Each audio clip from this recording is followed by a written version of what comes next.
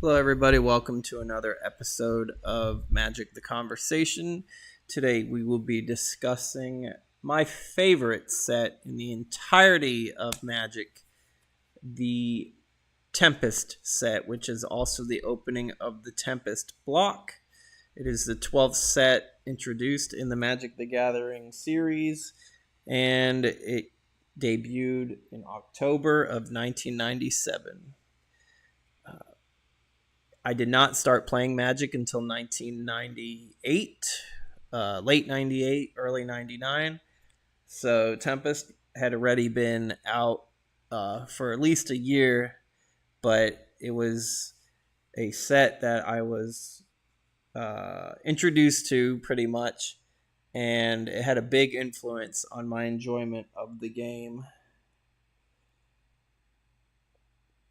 As for the storyline, it continues where we left off of Weatherlight.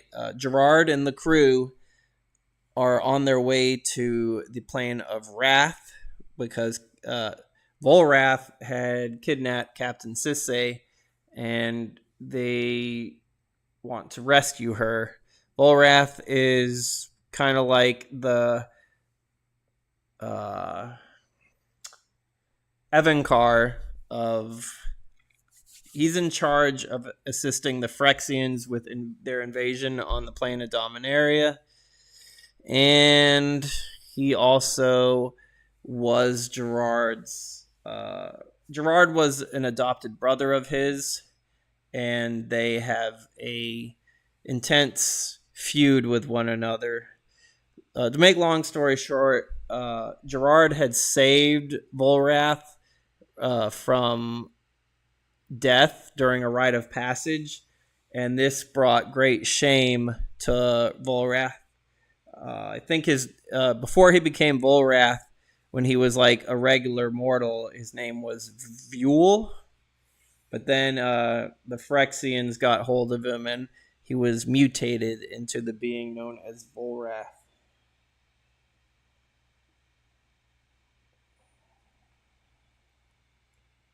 We'll go ahead and get the card review started, and I will also go more of the story of Tempest as it is portrayed in the cards themselves.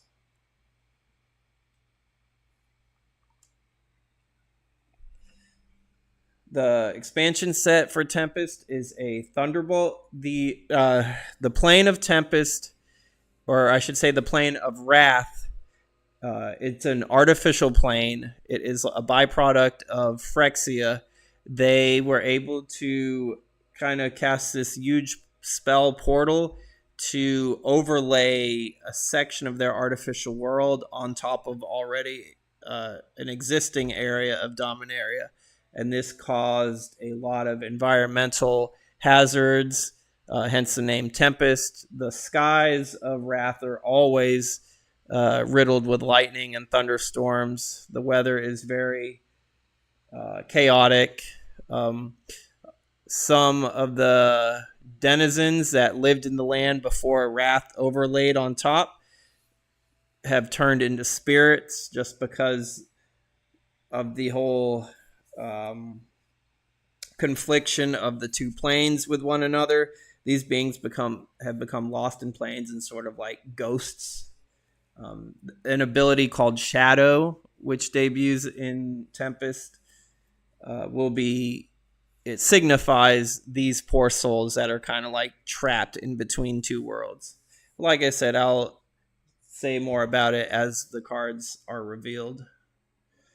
Starting off, we have Abandon Hope, 2 and X. Choose and discard X of your cards to look at target opponent's hand, and choose and discard X of those cards. That player discards the chosen cards.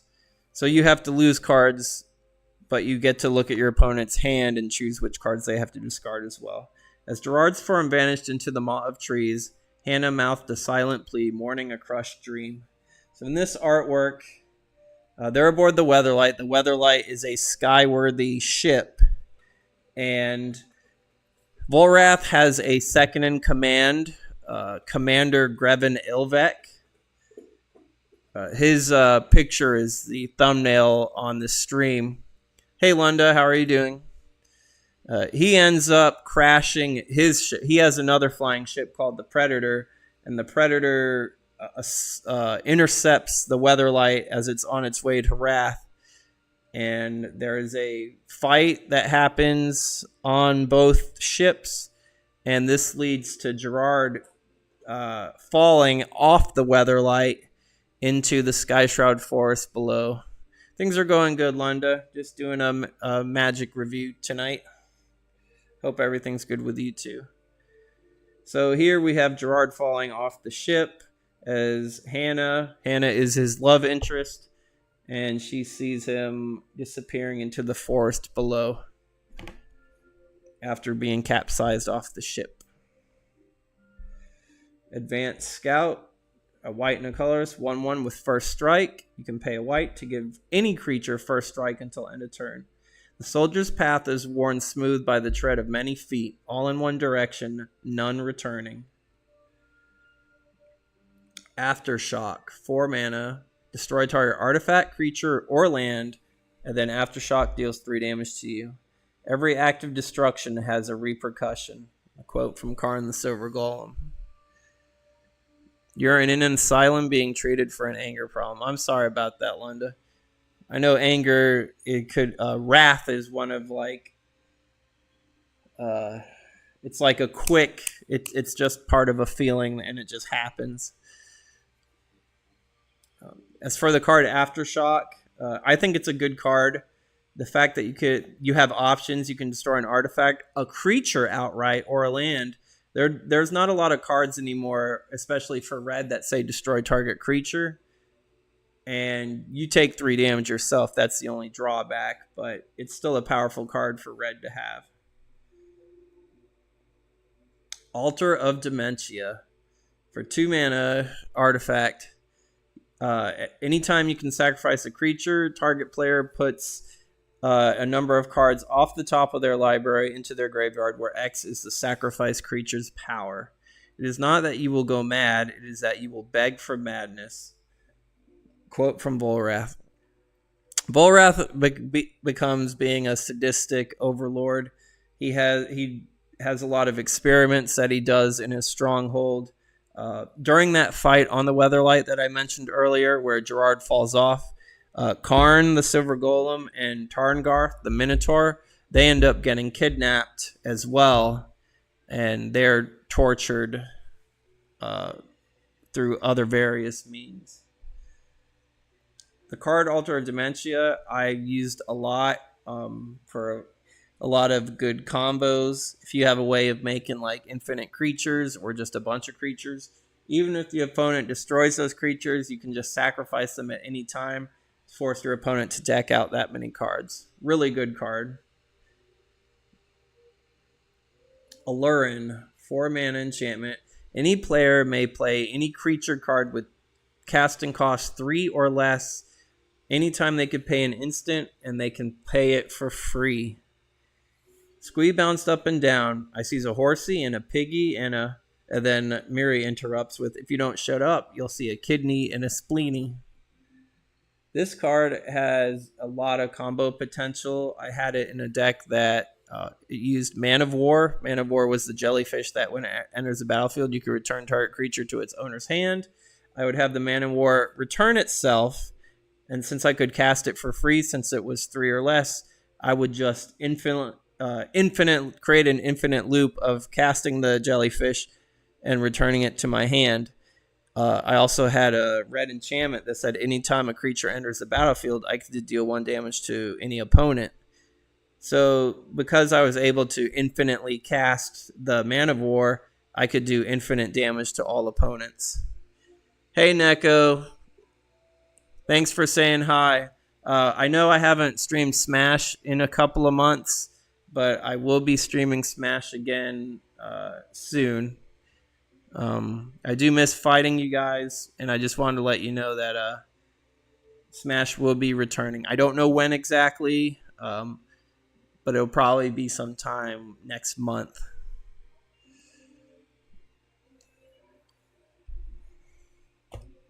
Other than the Man of War combo, that's the only time I've ever used Allurin. It could also it helps everybody if they have small creatures too. Ancient Runes, 3 mana. During each player's upkeep, Ancient Runes deals 1 damage to that player for each artifact he or she controls. Urtai volunteered to open the portal. He figured he owed it one. Urtai ends up being the Weatherlight's most powerful wizard. He ends up having to stay behind to open the portal to Wrath with his magic powers. So a lot of the combat he doesn't see. No, Smash stopped because my work schedule got busier, and I was just too exhausted to I was too mentally exhausted to play Smash as well as stream it at the same time. So I needed to take a break. Pretty much my work life, they're adding more to what we have to do, more responsibilities at work, and it just started to take a toll. So I had to take some time off to de-stress, so to speak. I am doing better now that I'm getting more used to it. I don't know, Lunda. I don't make those decisions as far as why you end up where. The card itself, Ancient Runes, is great against artifact strategies because for every artifact your opponent has, they get 1 damage, and you can combo it with some artifacts that come up later in the game that turn all cards into play into artifacts. But you have to watch out that you don't turn your own, because you would end up taking a lot of damage as well. Ancient Tomb. This is a powerful land. You tap it to add 2 colors mana to your mana pool, but then the tomb does 2 damage to you. There is no glory to be gained in the Kingdom of the Dead. Surprisingly, I think a card that says Ancient Tomb that harnesses the power of the dead, it should tap for black mana instead of colorless. I think they should have renamed and just did a different kind of card. Maybe like Ancient Altar. I think Tombs should strictly tap for black mana, or at least have 1 black in the mana that it produces. But it's a powerful land nonetheless. Angelic Protector, 4 mana, flying angel. If she is the target of any spell or ability, she gets +3 toughness until end of turn. My family sheltered in her light, and the dark was content to wait. Never used the card. I don't think it's that good. Anoint, for 1 white, prevent up to 3 damage to any creature. Buyback is a new ability that debuted in the Tempest set. You may pay an additional 3 mana when you cast this spell. If you do, the card goes back into your hand, and you can reuse it instead of going to your graveyard. Hey, Katie. Nice to see you. Katie's one of my friend and co-workers that I work with. Thanks for stopping in. I had actually forgotten that you were following.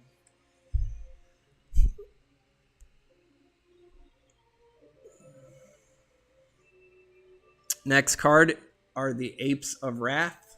4 mana, 5/4, so that's pretty good already. If they attack, they do not untap during your next untap step, which means you could only attack with them every other turn. That's their drawback.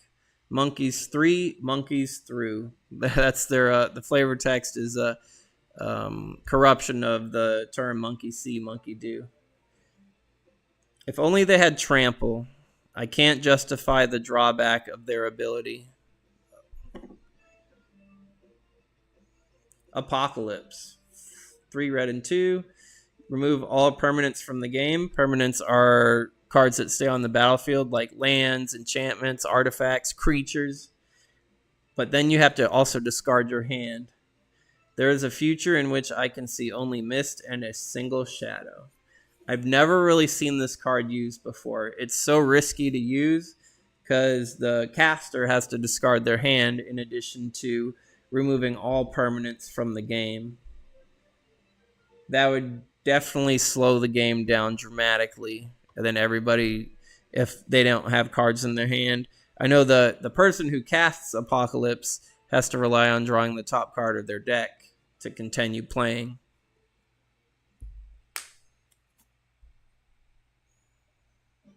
Armored Pegasus, 2 mana, 1/2 flying. That's all it does. I always charge a little extra to take on a Pegasus. They fly like eagles, kick like mules, and hide like hermits. From Tali Endal, the Bounty Hunter. It's an okay card. Armor Sliver, 3 mana, 2/2.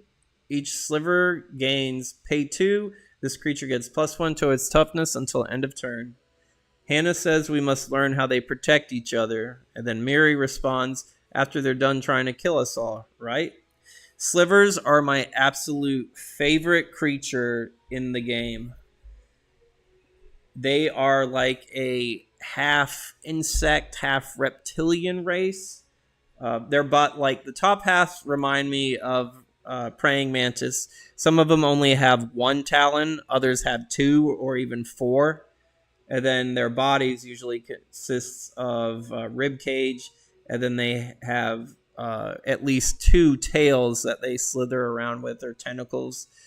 Slivers are able to do all kinds of abilities, and they also give each other these abilities. Slivers were like a race that were like they're what's the word? They're a result of genetic experimenting. They live under Volrath's stronghold, and they have a hive mind mentality, and they do have a queen, which we will see not in this set, but she makes her appearance in the stronghold set. So slivers were, and still to this day, my favorite creature type in Magic. And I've built many a sliver deck, and they have grown quite the reputation for being very fast and very strong. Oratog, the white Atog that sacrifices an enchantment to get +2/+2 into end of turn. Oratog enjoys eating its wards, another play on words. It's probably the weakest of the Atogs because most of the time you want your enchantments to stay on the battlefield because they give you good bonuses. Linda says mom's got a birthday in a couple of months. You want to surprise her with a luau, but you don't know when you're getting out of this asylum. Well, I would say be on your best behavior and try not to get angry, Linda. Avenging Angel, 5 mana, 3/3 flying angel. If she dies, you may put her back on top of your library. Good reoccurring card. However, I think she's a bit outdated. 5 mana for a 3/3 flying is kind of on the slow side. The artwork is extremely beautiful. Barbed Sliver. This sliver gives all of the slivers you pay 2. It gets +1 to its power until end of turn. It's like the polar opposite of the armor sliver. Spans of spines leapt from one sliver to the next, forming a deadly hedge around the Weatherlight. Bayou Dragonfly, 2 mana, 1/1 flying swamp walk, like a sugar stick with wings. A quote from Squee the Goblin Hand. A nice little bug that is good against black. Bellowing Fiend, 5 mana, 3/3 flying. When Bellowing Fiend damages any creature, Bellowing Fiend deals 3 damage to that creature's controller and 3 damage to you as well. And kind of a risky card to use. I've never actually seen it used. I don't even think I've ever owned it. Benthic Behemoth. 8 mana. It's a serpent or Leviathan? Yeah, it's still a serpent. It's a 7/6 with Island Walk. So I think they don't have the Island Home ability anymore. Now most of the sea serpents and Leviathans in Magic nowadays don't need your opponent to have an island in order for them to attack. Benthic Behemoth, unfortunately, doesn't have trample, but it is good against blue because it has island walk. So a 7/6 unblockable should not be taken lightly.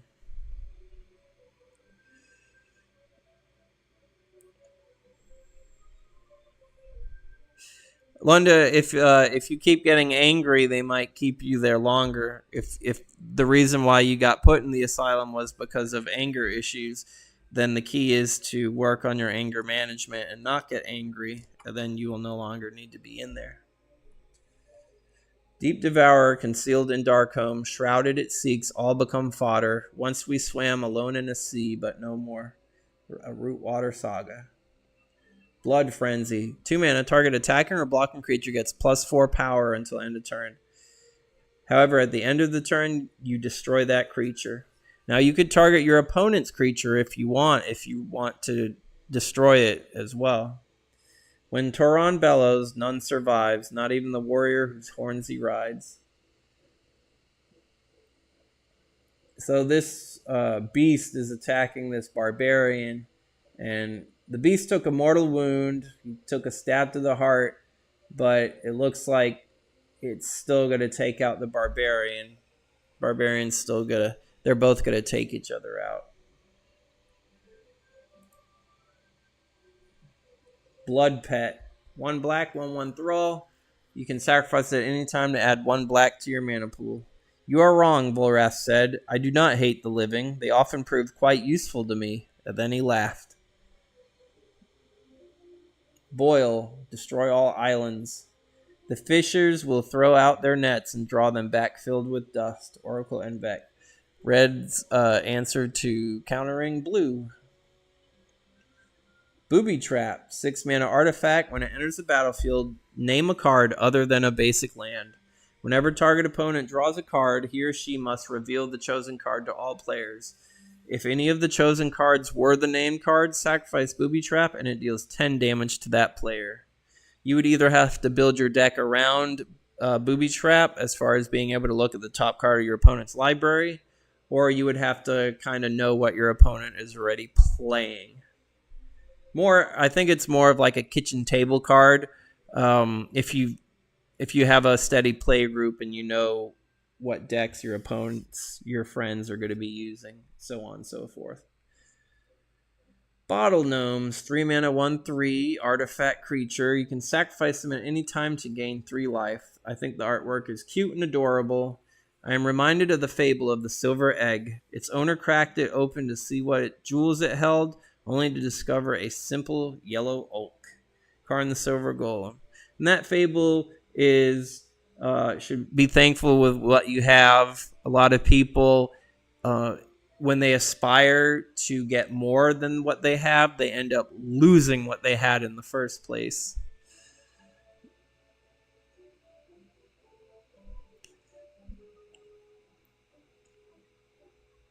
Linda says she thought a luau would be a theme for summer birthday like her mom's because she's a Disney princess girl. Well, that's nice to know, Linda. Bottle Gnomes I used a lot as just they're a decent blocker early game, and then when if they have to die, you can just sacrifice them to gain 3 life if you need the life in a pinch, or if they're killed in battle, you could still gain the 3 life that way anyhow. Bounty Hunter, 4 mana, 2/2. Tap them to put a bounty counter on target non-black creature, and then you can tap them to destroy target creature that has a bounty counter on it. Once they've marked you, Stark said, the world is made of glass. Unfortunately, they don't work on other black creatures.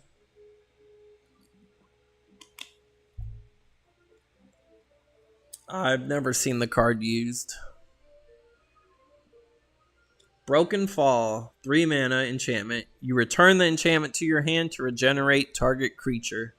I think I used up all my good luck and all my bad luck in the same fall. Gerard of the Weatherlight.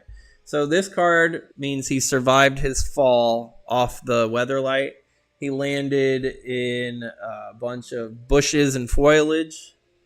It broke his fall, but now he's in the Sky Shroud Forest away from his friends, and he has to go through uncharted territory to find them.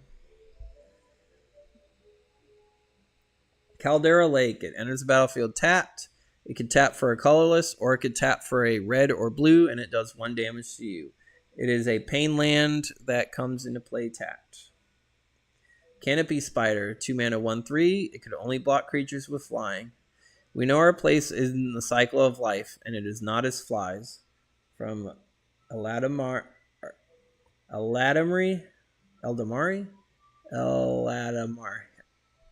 I'm just going to say it. Eldamari, Lord of Leaves. He's the leader of the elves in the Sky Shroud Forest. Like the artwork on the Canopy Spider, you can see a bunch of skulls, whether they're simian or elven or human. The Canopy Spider eats well. Splatoon's a really messy looking video game. I've never played any of them. Canyon Drake, 4 mana, 1/2 flying. You can pay a colorless and discard a card at random to give it power +2 until end of turn. These runes are tough enough without the distraction, Urtai muttered, one eye on the Drake. I don't like that you have to discard a card at random. Way too risky, and you get too little in return. Canyon Wildcat, 2/1 cat with Mountain Walk. Relative of yours, Urtai teased. Miri simply sneered. Miri is a cat warrior, so that's why she was offended to Urtai's jibe. Capsize, 3 mana instant. You can return any card to its owner's hand. And if you pay 3 colorless in addition to the cost, you get to put the card back in your hand. If you can afford to pay 6 mana every turn, Capsize is probably one of the most powerful cards with buyback in the game. You could keep returning your opponent's strongest creature, and it'll never hit you. You could even return your opponent's land to their hand, stopping them at whatever land count they have on the battlefield. Artifacts, enchantments, all kinds of things. Capsize is one of the most powerful reoccurring spells in the game, in my opinion. Back in the day, it was extremely powerful. Nowadays, it could be if a spell with buyback gets countered, then the card just goes to the graveyard. Buyback doesn't save these cards from getting countered. But to this day, Capsize is still a threat in the right deck with the mana to support it. Carrionet, 2 mana, 1/1. You could pay 4 and remove it and target creature from the game. That creature's controller may pay 2 colorless to counter this ability. Use this ability only if Carrionet is in your graveyard. So if the opponent can pay the 2 mana, then both creatures stay. The Carrionet stays in your graveyard, and they keep their creature.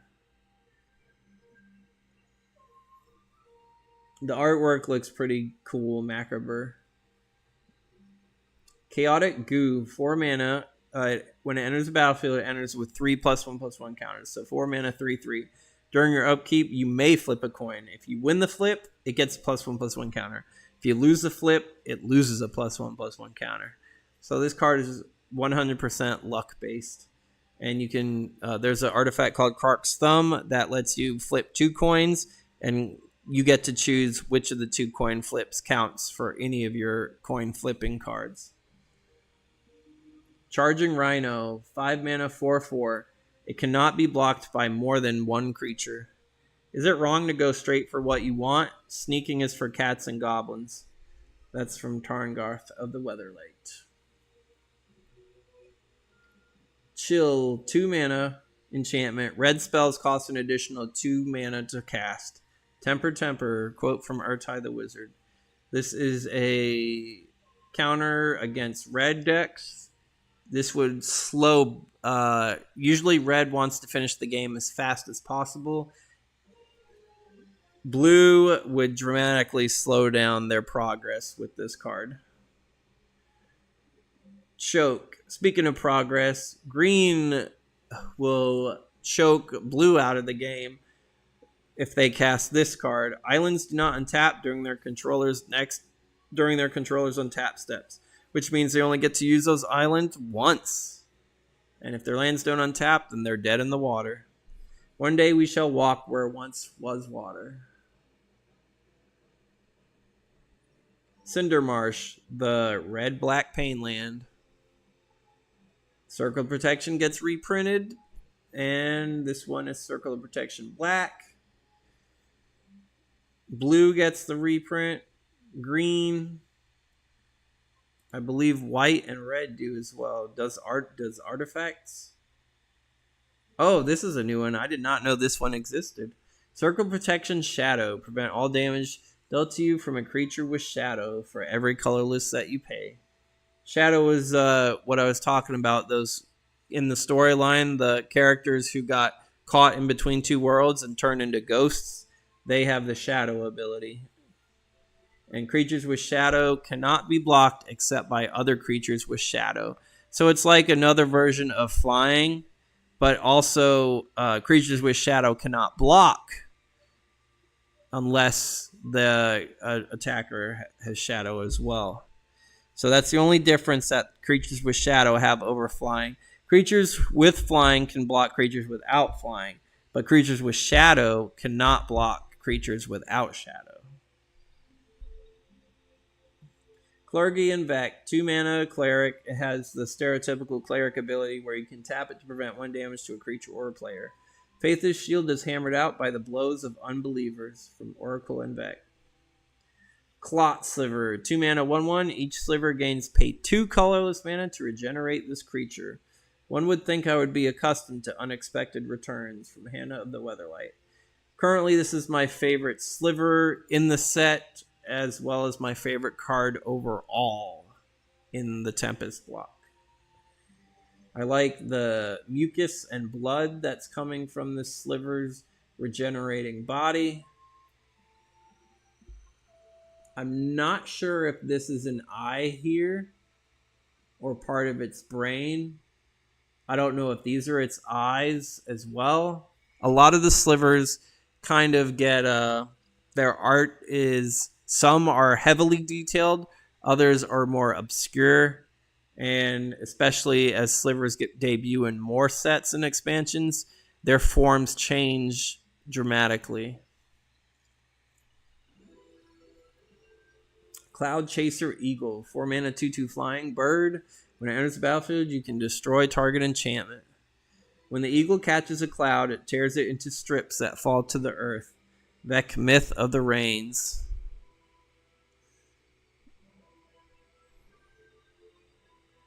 Coercion, 3 mana. Look at target opponent's hand. Choose one of those cards. That player discards that card. That card is a reprint from, I think it was Visions or Mirage even. Would you know how to decorate the luau scene? For the luau scene, Lunda, I would do like the hula skirts, palm trees, coconuts, the laurels or whatever they're called, whatever they put the necklace of flower blossoms around you. I forgot the name of what that's called exactly. The artwork on Coercion, the guy on the left is Volrath, and the guy on the right is his second in command, Commander Grevin Ilvek. And a lot of times Volrath threatens Grevin, saying if he fails him, he'll get extreme punishment for it.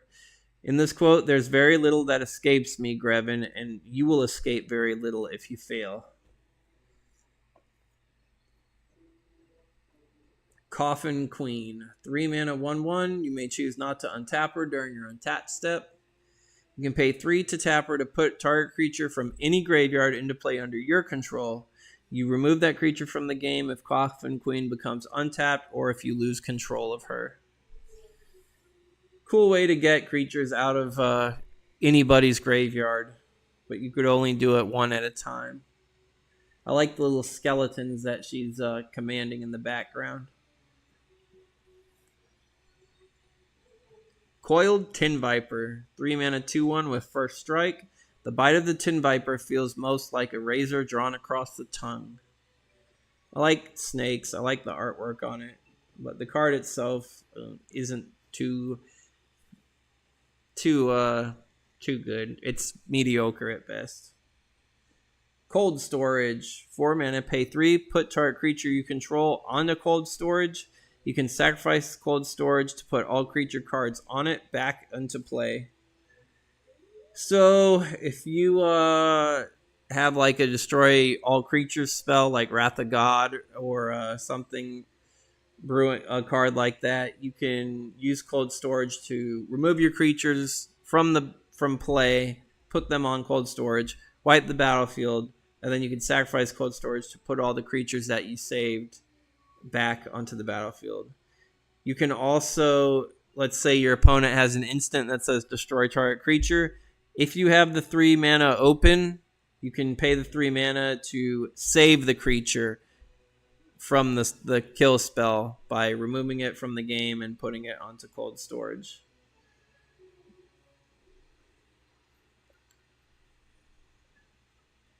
Here's the card for Commander Grevin Ilvek, 6 mana, 7/5. When he enters the battlefield, sacrifice a creature. That's a big downside. He cannot be blocked except by other black creatures and artifact creatures. Rage is the only freedom left. Rage is the only freedom left me. Rage is the only freedom left me. I don't know if that should be left for me, if they forgot that. Otherwise, it doesn't really make sense to me. But this is Volrath's second in command, so to speak.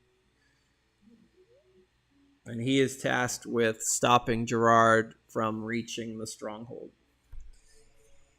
He thinks he is successful, but later on, he ends up meeting his demise. I think Gerard himself kills him in battle later on. Corpse Dance. 3 mana. Put the top creature card from your graveyard onto the battlefield. That creature can attack as though it had haste, but then you have to remove the creature from the game at the end of your turn. It does have buyback, so you can constantly bring back creatures from your graveyard until you run out. Counter spell gets reprinted. It was probably a lousy spell in the first place. Quote from Urtai the Wizard Adept. Crazed Armadon. 4 mana, 3/3 elephant. You can pay a green to give it +3 power and trample until end of turn, making it a 6/3, which is pretty good for just 4 mana. But then you have to destroy your Armadon at the end of your turn after using the ability. And you can only use it once each turn, so that's not so good after that. I guess it's only good if your opponent has a blocker. These are its last days. Mourning is over. Rage remains. Crown of Flames, red enchantment. You can give enchanted creature fire breathing, or you can return the Crown of Flames back to your hand. So if your creature dies, you can return the crown back to your hand to cast it on another creature you have later. It is the Forge of the Kings. Curse Scroll. For 1 mana, pay 3, tap it, name a card. Target opponent chooses a card at random from your hand. If they chose the card that you named, deal 2 damage to target creature or player. Really powerful card, especially if you just have one card in your hand. They're always just going to choose that card, and they're going to take 2 damage as you see fit. Dark Banishing. 3 mana, destroy target non-black creature. That creature cannot be regenerated this turn. It is the way of most wizards to begin by exiling themselves and to end by exiling everyone else. Quote from Hannah is this: Minotaur is being banished into the darkness, for lack of a better description. Darkling Stalker. Oh, I love the artwork on this card, but Clot Sliver is still better. 4 mana, 1/1. You can regenerate it for a black, and for every black that you pay for its second ability, it gets +1/+1 until end of turn. In this dark place, yes, I am afraid of my own shadow. I forgot about this card, but really good card. It's one of my favorite creatures that has this the pumping ability is what I call it. Dark Ritual gets reprinted with some Undertaker looking art. If there's such a thing as too much power, I have not discovered it. Quote from Volrath. Doth the Embrace, 3-mana enchantment. You pay 2 black. Target creature gains shadow until end of turn. This creature can block and be blocked by only other creatures with shadow. The Dothy army grows by screams and bounds. It's a really good card because not many people use creatures with shadow anymore. It is an outdated ability.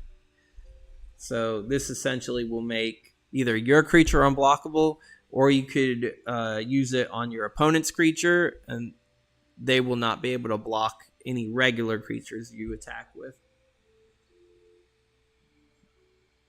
Is that the last card of the page? Yes, it is.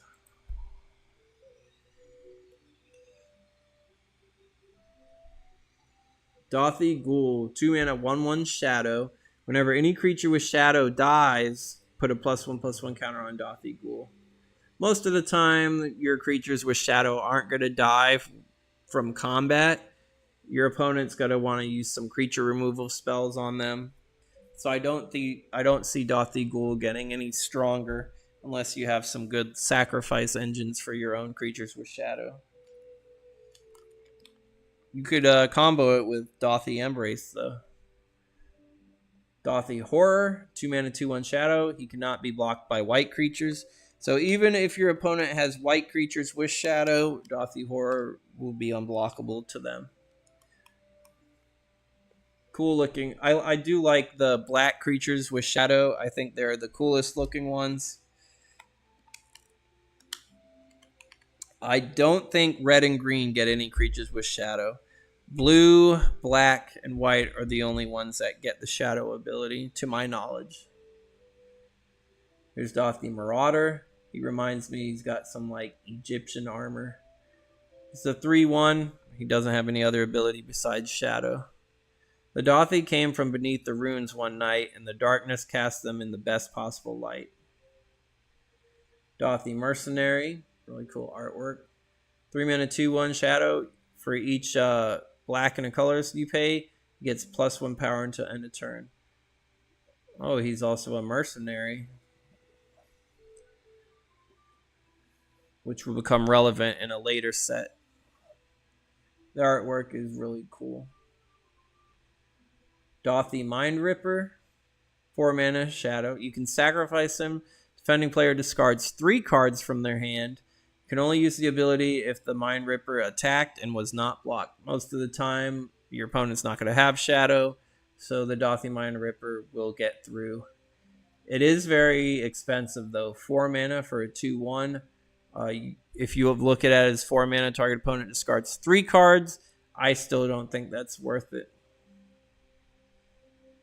Dothy Slayer, probably the most aggressive shadow attacker. It's a 2-mana, 2/2. He has to attack every turn, which isn't a problem with him because most of the time he's going to be unblockable, and he can't ever block any regular creatures anyway. They have knives for every soul. Deadshot, 4-mana, tap target creature. That creature deals damage equal to its power to another target creature. It's not an instant, sadly, so I don't think it's that good.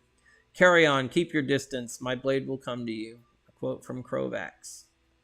Death Pits of Wrath. In the picture, we got the Weatherlight going through the Death Pits.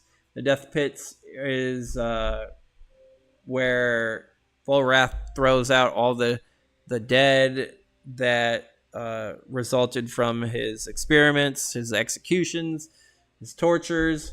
And then the pits they're so infused with black mana, they end up controlling the skeletons. And the skeletons end up attacking the crew of the Weatherlight.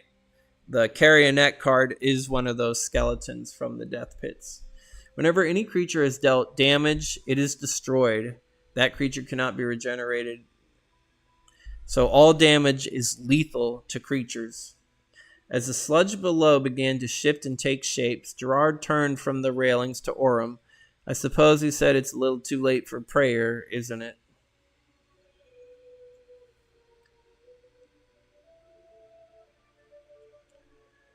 Diabolic Edict.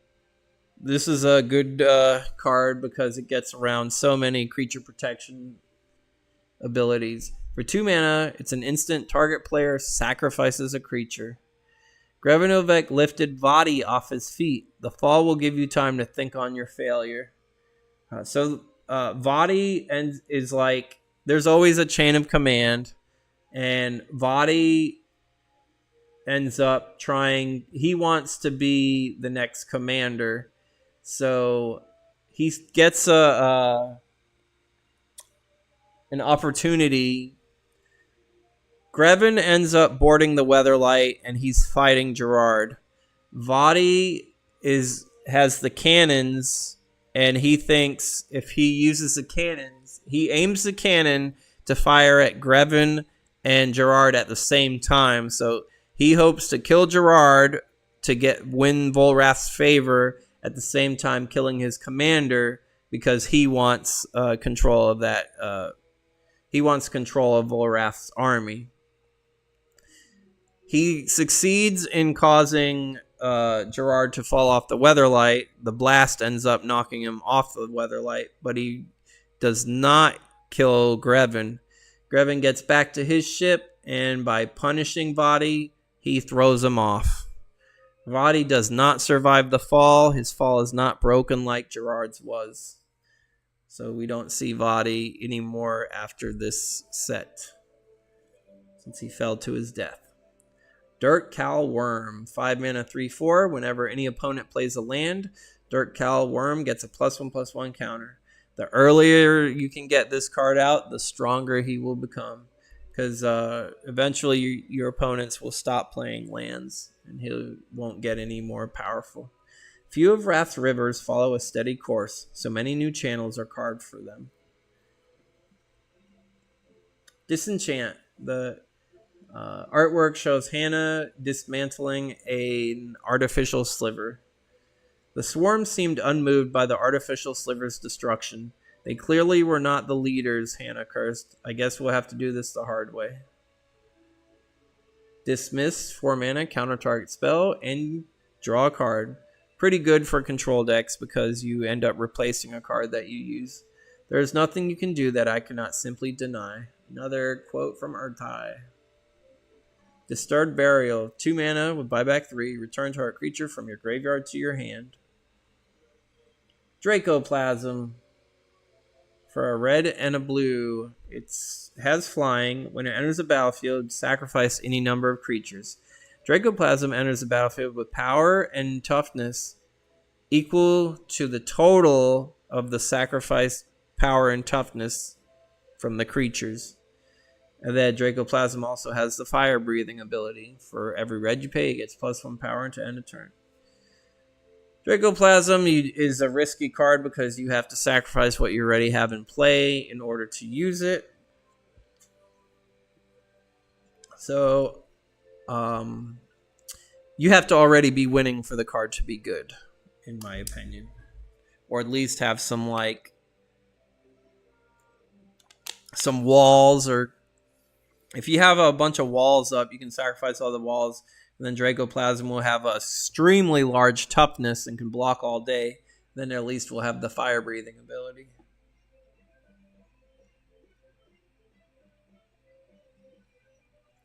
Dread of Night, enchantment for 1 black. All white creatures get -1/-1. This kills white weenie strategies where they try to swarm you with small creatures. This will make their smaller creatures even weaker, and most of the time outright killing creature tokens if they don't have any existing buffs already. These moonless foreign skies keep me in thrall. Dark whispers echo in the night, and I cannot resist. Selenia, the Dark Angel. Selenia is Krovax's guardian angel who ends up getting corrupted by Volrath. Dreamcatch, it's reprinted from Mirage. Draw 3 cards, choose 2 from your hand, and put both either on top or the bottom of your library. The Sanctity of Poverty is an invention of the rich. Quote from Stark. Dregs of Sorrow, X and 5 destroy X non-black creatures. You get to draw X cards. Krovax gazed upon the dead, and for one dark moment, he saw a banquet. Krovax ends up turning into a vampire. He is cursed. Duplicity for 5 mana. When Duplicity comes into play, put the top 5 cards of your library face down on Duplicity. During your upkeep, you may exchange all the cards in your hand for the cards on Duplicity. At the end of your turn, choose and discard a card. If you lose control of Duplicity, put all cards into its owner's graveyard. Risky to use. I've never used it. Earthcraft, 2 mana enchantment. You can tap an untapped creature you control to untap target basic land. The land gives up little, but we are masters of persuasion. If you have a deck that has a lot of small creatures, you can keep using your lands, and essentially all your creatures tap for 1 mana. Powerful card. Echo Chamber for 4 mana. Pay 4, tap it. Target opponent chooses a creature that they control. You get a token that is a copy of that creature. The token has haste. At the end of the turn, you have to remove the token from the game. You can only use this ability on your turn as a sorcery. The fact that the opponent gets to choose makes it weaker, but you could build your deck around it to make sure your opponent only has 1 creature each time.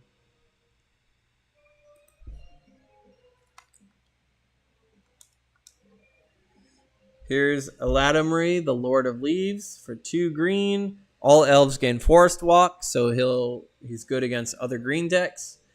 Elves cannot be the target of spells or abilities, meaning your opponent can only kill them with combat or by mass removal spells. We have been patient. We have planned our attack. We are ready now. He helps Gerard. Gerard gets lucky enough to find the Eladamri and his Sky Shroud elves, and Gerard unites them in order to attack Volrath and his stronghold. Really powerful elf card. Here's his Vineyard. At the beginning of each player's main phase, they add 2 green to their mana pool. It helps all players though, so the mushroom wine made Gerard's head spin, and his stomach soon followed suit. If your opponent is not playing green, they still benefit from it by getting at least 2 additional mana that they could use as colorless mana for their spells. Elite Javelineer. If Elite Javelineer blocks, it deals 1 damage to target attacking creature. So 3 mana 2/2. Precision is frequently more valuable than force. It's okay. It's more of like a blocker that can deal 1 additional damage. Elven Warhounds, 4 mana 2/2. If Elven Warhounds is blocked by any creature, put that creature on top of its owner's library. If a creature is dumb enough to love you for leashing it, why would you want to follow its lead? Mary does not like dogs. These Warhounds are pretty large, though, if the elves can ride them. It's a unique ability for green to have, too.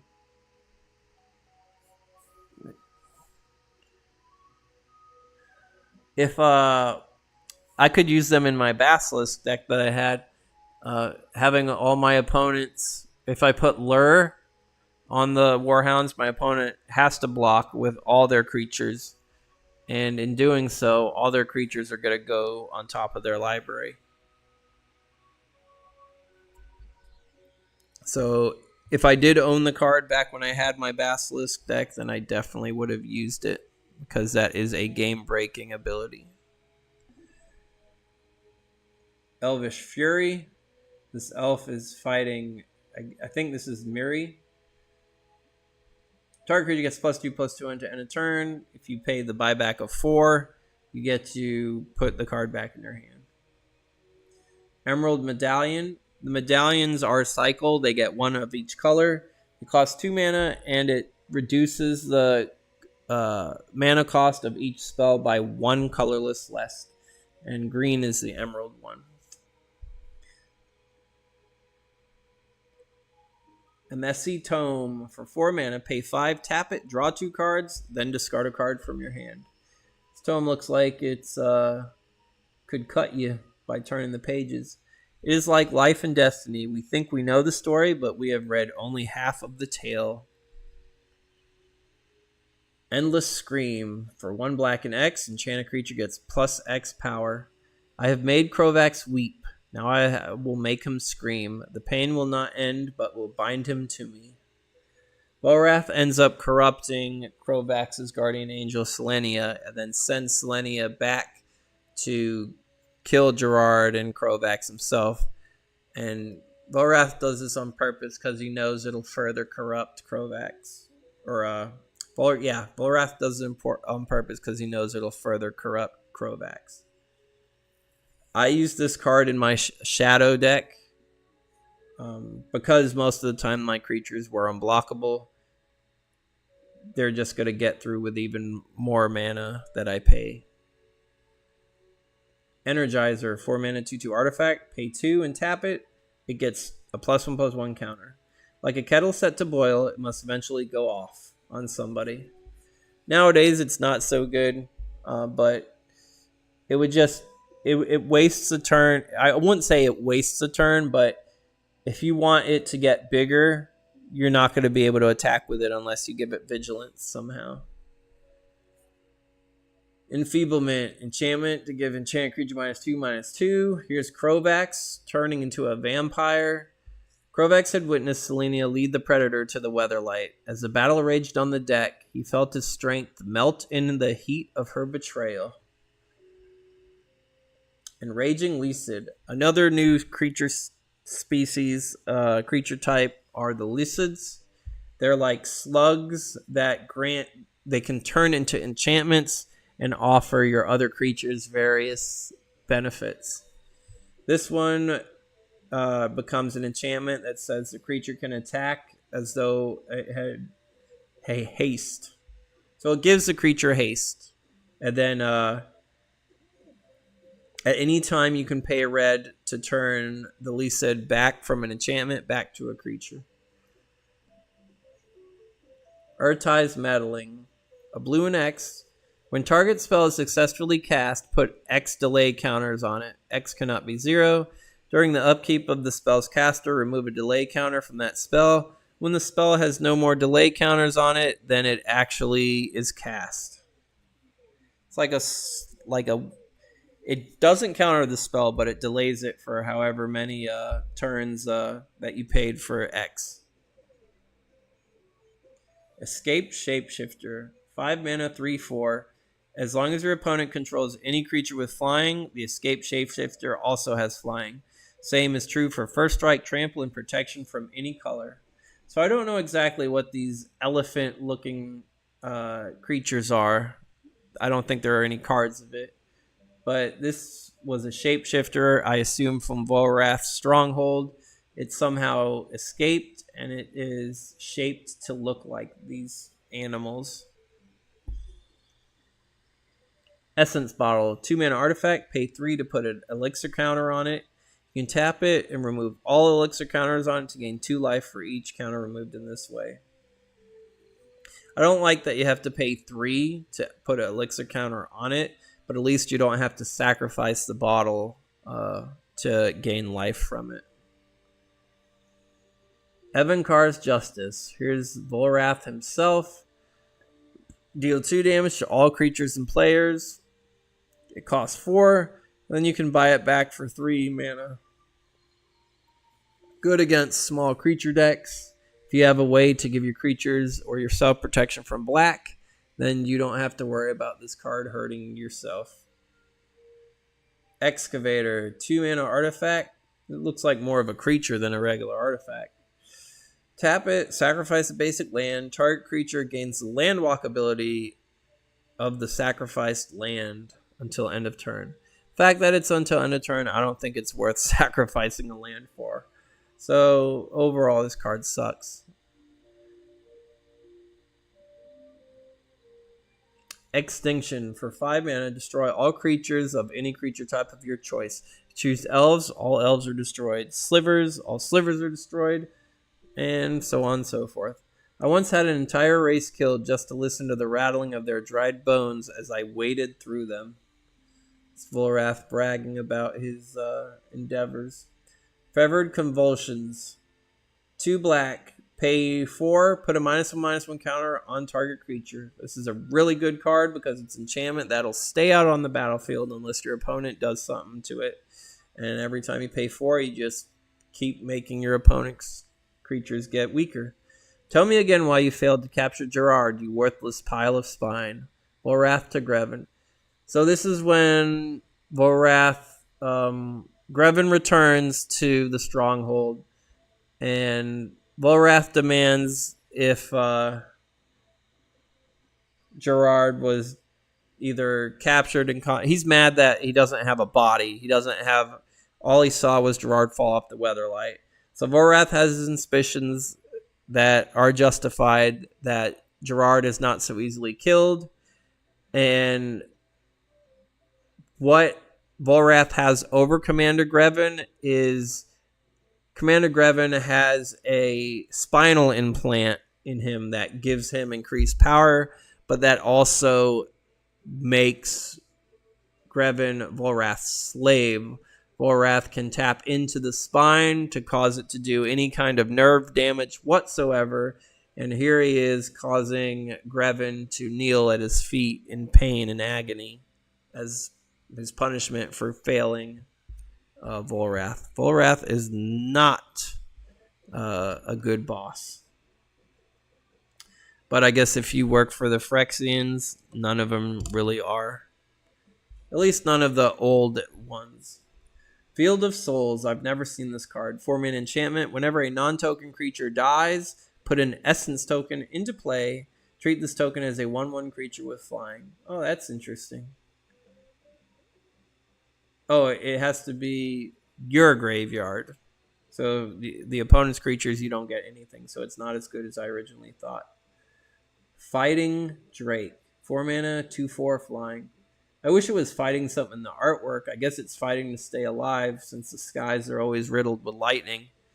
2 things are needed to survive the harsh skies of wrath. A thick hide and a thicker skull. Card itself is not so good though. Firefly. I like this card though. 4-mana, 1/1 flying, and it has the fire breathing ability. It's like a little dragon. If they don't pinch, they burn. Can't you eat any of the bugs here? Squeeze the goblin hand. Fire Slinger. This is Wizard using his arcane fire magic to roast this spider. It's a 1/1 wizard that you can tap it to deal 1 damage to any creature or player, but he also does 1 damage to you. Remember the moral of the Fire Slinger fable. With power comes isolation. Flailing Drake. 4-mana, 2/3 flying. If it blocks or is blocked by any creature, that creature gets +1/+1 until end of turn. Why are the Drakes so bad? Too many choices will always distract a greedy beast. Like, there's no, like, I guess because it's a green creature with flying, but still, like, the Drakes are horrible in this set. Flickering Ward for 1 white. When you cast it, choose a color. Enchanted creature gains protection from that chosen color. And then you can pay a white to return the enchantment back to its owner's hand. I think each color got a cycle. There is a cycle of these 1-mana enchantments that you can also pay 1 mana to return to your hand. We saw Crown of Flames earlier for red. Flickering Ward is the white card from that cycle. Flowstone Giant, 4-mana, 3/3. You can pay a red. Flowstone Giant gets +2 power, but -2 toughness until end of turn. So that would make him a 5/1. When the first of these giants woke from the bedrock, he was still sleepy. He yawned and stretched until his legs grew so thin that they snapped like icicles in the sun. So Flowstone is like, it's like molten lava, but it doesn't burn. It's liquid stone. It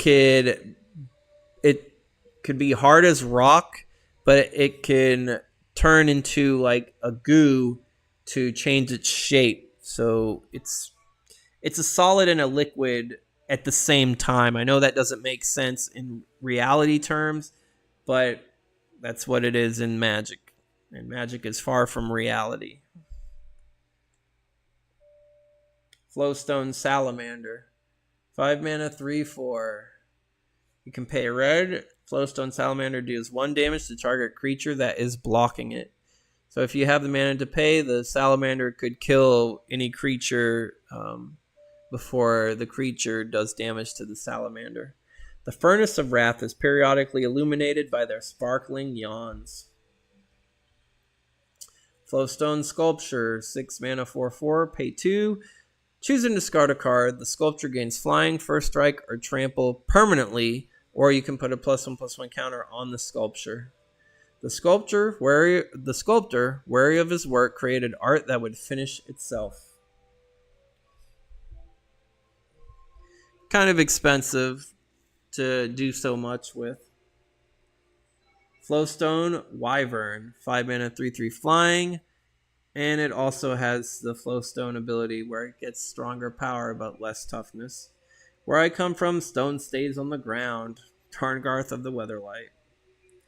Fool's Tome, 4 mana, artifact, pay 2, tap it to draw a card. You can only use this ability if you don't have any cards in your hand. It's pretty good, especially if you have a deck that depletes their hand quickly, like a lot of aggressive decks do. Squee says, "What's that?" Urtai says it's a magical book. Squee asks, "Am I smart enough to use it?" And Urtai's like, "You could say that." Here's a forest. This is, I like the point of view, like it's somebody looking up at this giant oak tree, and they can see the sun barely piercing through the canopy, as a lot of these other trees and their branches crisscross above the point of view. This forest is more at floor level, where you look at the massive tree trunks and the root systems of these trees. And this one is more out in the open. Actually, I think the point of view is somebody actually climbed this tree, and you're seated on the branch to get a lay of the land. You can see the forest canopy and the not so friendly sky. And then we get a mid-level of the forest canopy. Frog Tongue, for 1 green. When it enters battlefield, draw a card.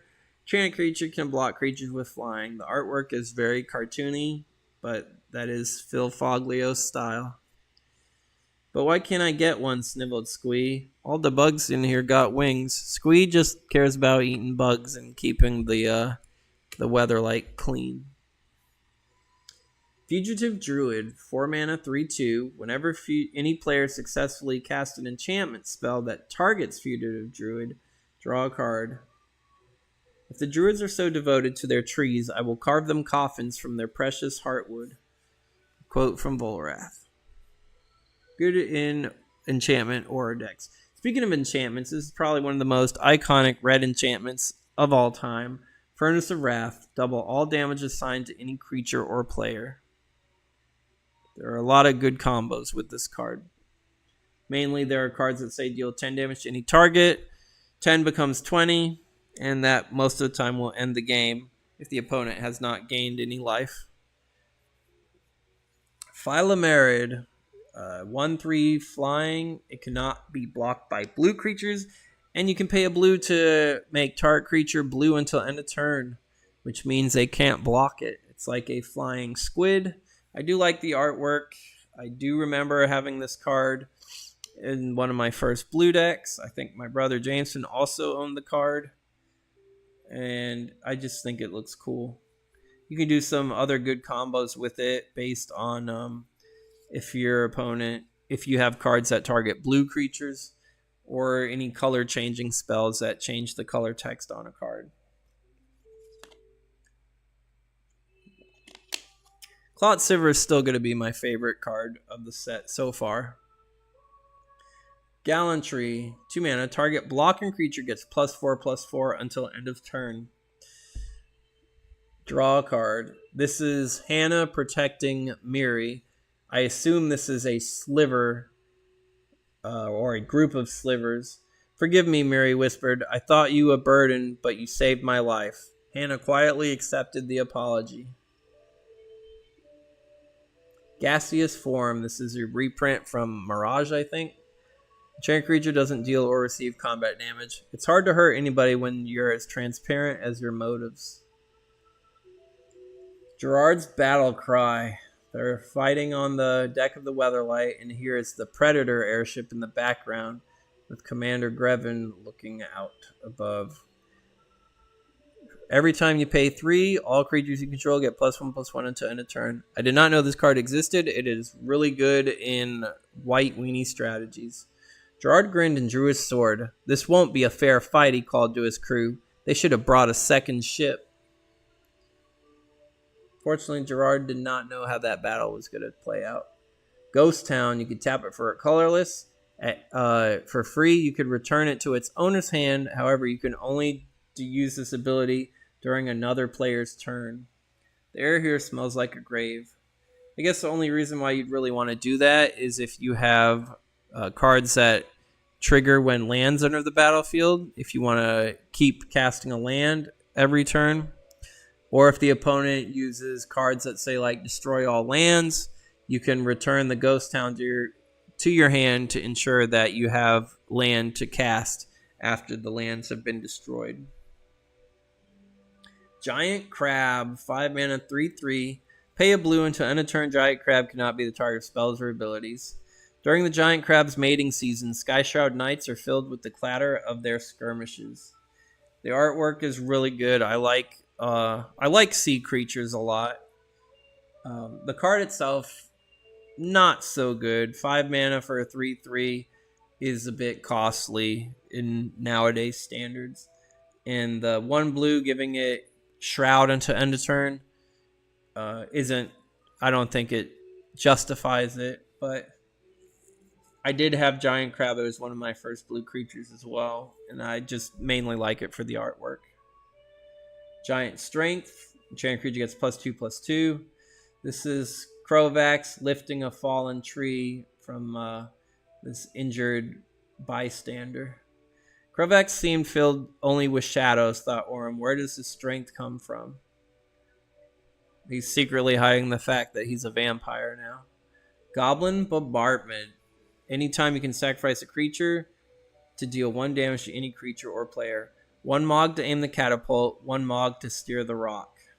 Mogs are the goblins that have been mutated. They're good in strength, but they're extremely dumb, and they're mostly slave labor for Volrath. The card itself, Goblin Bombardment, I used in so many decks. A lot of goblin decks, decks where I put out a lot of creature tokens, and you can just sacrifice each of these creatures to deal 1 damage to the opponent or take out their creatures one by one, little by little. Gravedigger, 4 mana, 2/2 zombie. When it enters the battlefield, you may return any creature card from your graveyard back to your hand. A full coffin is like a full coffer. Both are attracted to thieves. It's a good entry level return target creature card from your graveyard. You at least get a 2/2 creature out of it. It costing 4 is a little bit costly.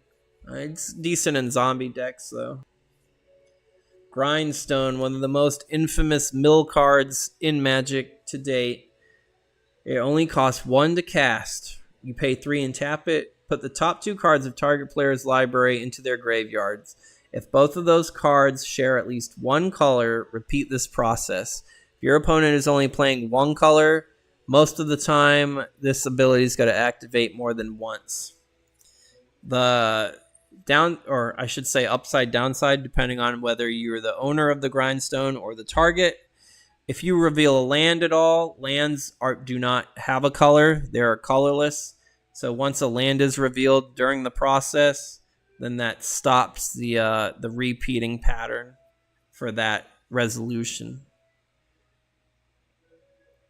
There is a very strong combo with this card.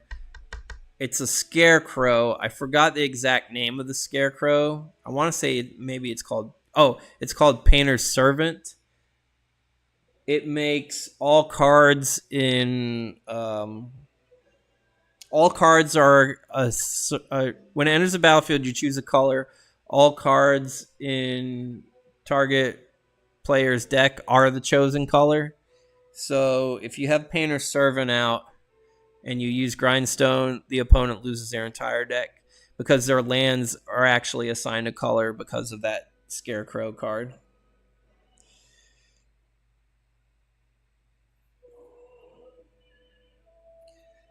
Next we got Hand to Hand. This is Commander Grevin fighting Tarngarth. Its enchantment instants and abilities requiring an activation cost cannot be played during combat. So that eliminates the any kind of combat trickery that would happen. The match between Tarngarth and Grevin was close only in the mind of the Minotaur. So the Minotaur thought he could beat Grevin, but Grevin easily overpowered him. And that's how he became captured. Hannah's Custody. 3 mana. Artifacts cannot be the target of spells or abilities. She was in charge with protecting all of the artifacts of the legacy. I protect the legacy with my life if necessary, for its purpose is far more important than my own. She's also the navigator of the Weatherlight and Gerard's love interest.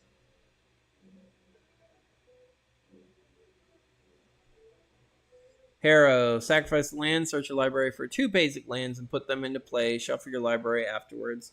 Changing Wrath's landscape is like tearing the scab from a wound. Good way, you lose a land, but you get 2 at the same time. Good for land fall strategies. And a good ramp spell altogether. Havoc. 2 mana enchantment. Whenever any opponent successfully casts a white spell, they lose 2 life. As Aurum put the lightning rod into place on the bow, she cast a spell of protection to shield herself from the heat. That's when the furnace got personal. So Aurum almost died in the furnace because she was the group's healer. And there's a lot of enchantments in the furnace that detects magic and punishes all magic users. Heart Sliver. 1/1. All slivers have haste, meaning they can attack and use their abilities as soon as they enter the battlefield. Gerard looked around for the source of the mysterious pulse, and at that moment the slivers boiled forth from the crevices. I do like Clot Sliver better, but Heart Sliver is my second favorite sliver in this set. Heartwood Dryad. 2 mana 2/1. Heartwood Dryad can block creatures with shadow. I forgot about this card. It's a good counter shadow strategy, but not a lot of people have shadow cards anymore. To snare what lies between worlds, take the patient reach of trees. Heartwood Giant. 5 mana 4/4. Tap him to sacrifice a forest to deal 2 damage to target player. So he literally just picks the trees up out of the ground and tosses them at your opponent's head. It's kind of a unique card for green. Wind in the trees is soothing, but the same can't be said for trees on the wind. That's funny. Heartwood Treefolk. 4 mana 3/4 with Forest Walk. Good against green. In all my years in Llanowar, I never understood where trees fit in.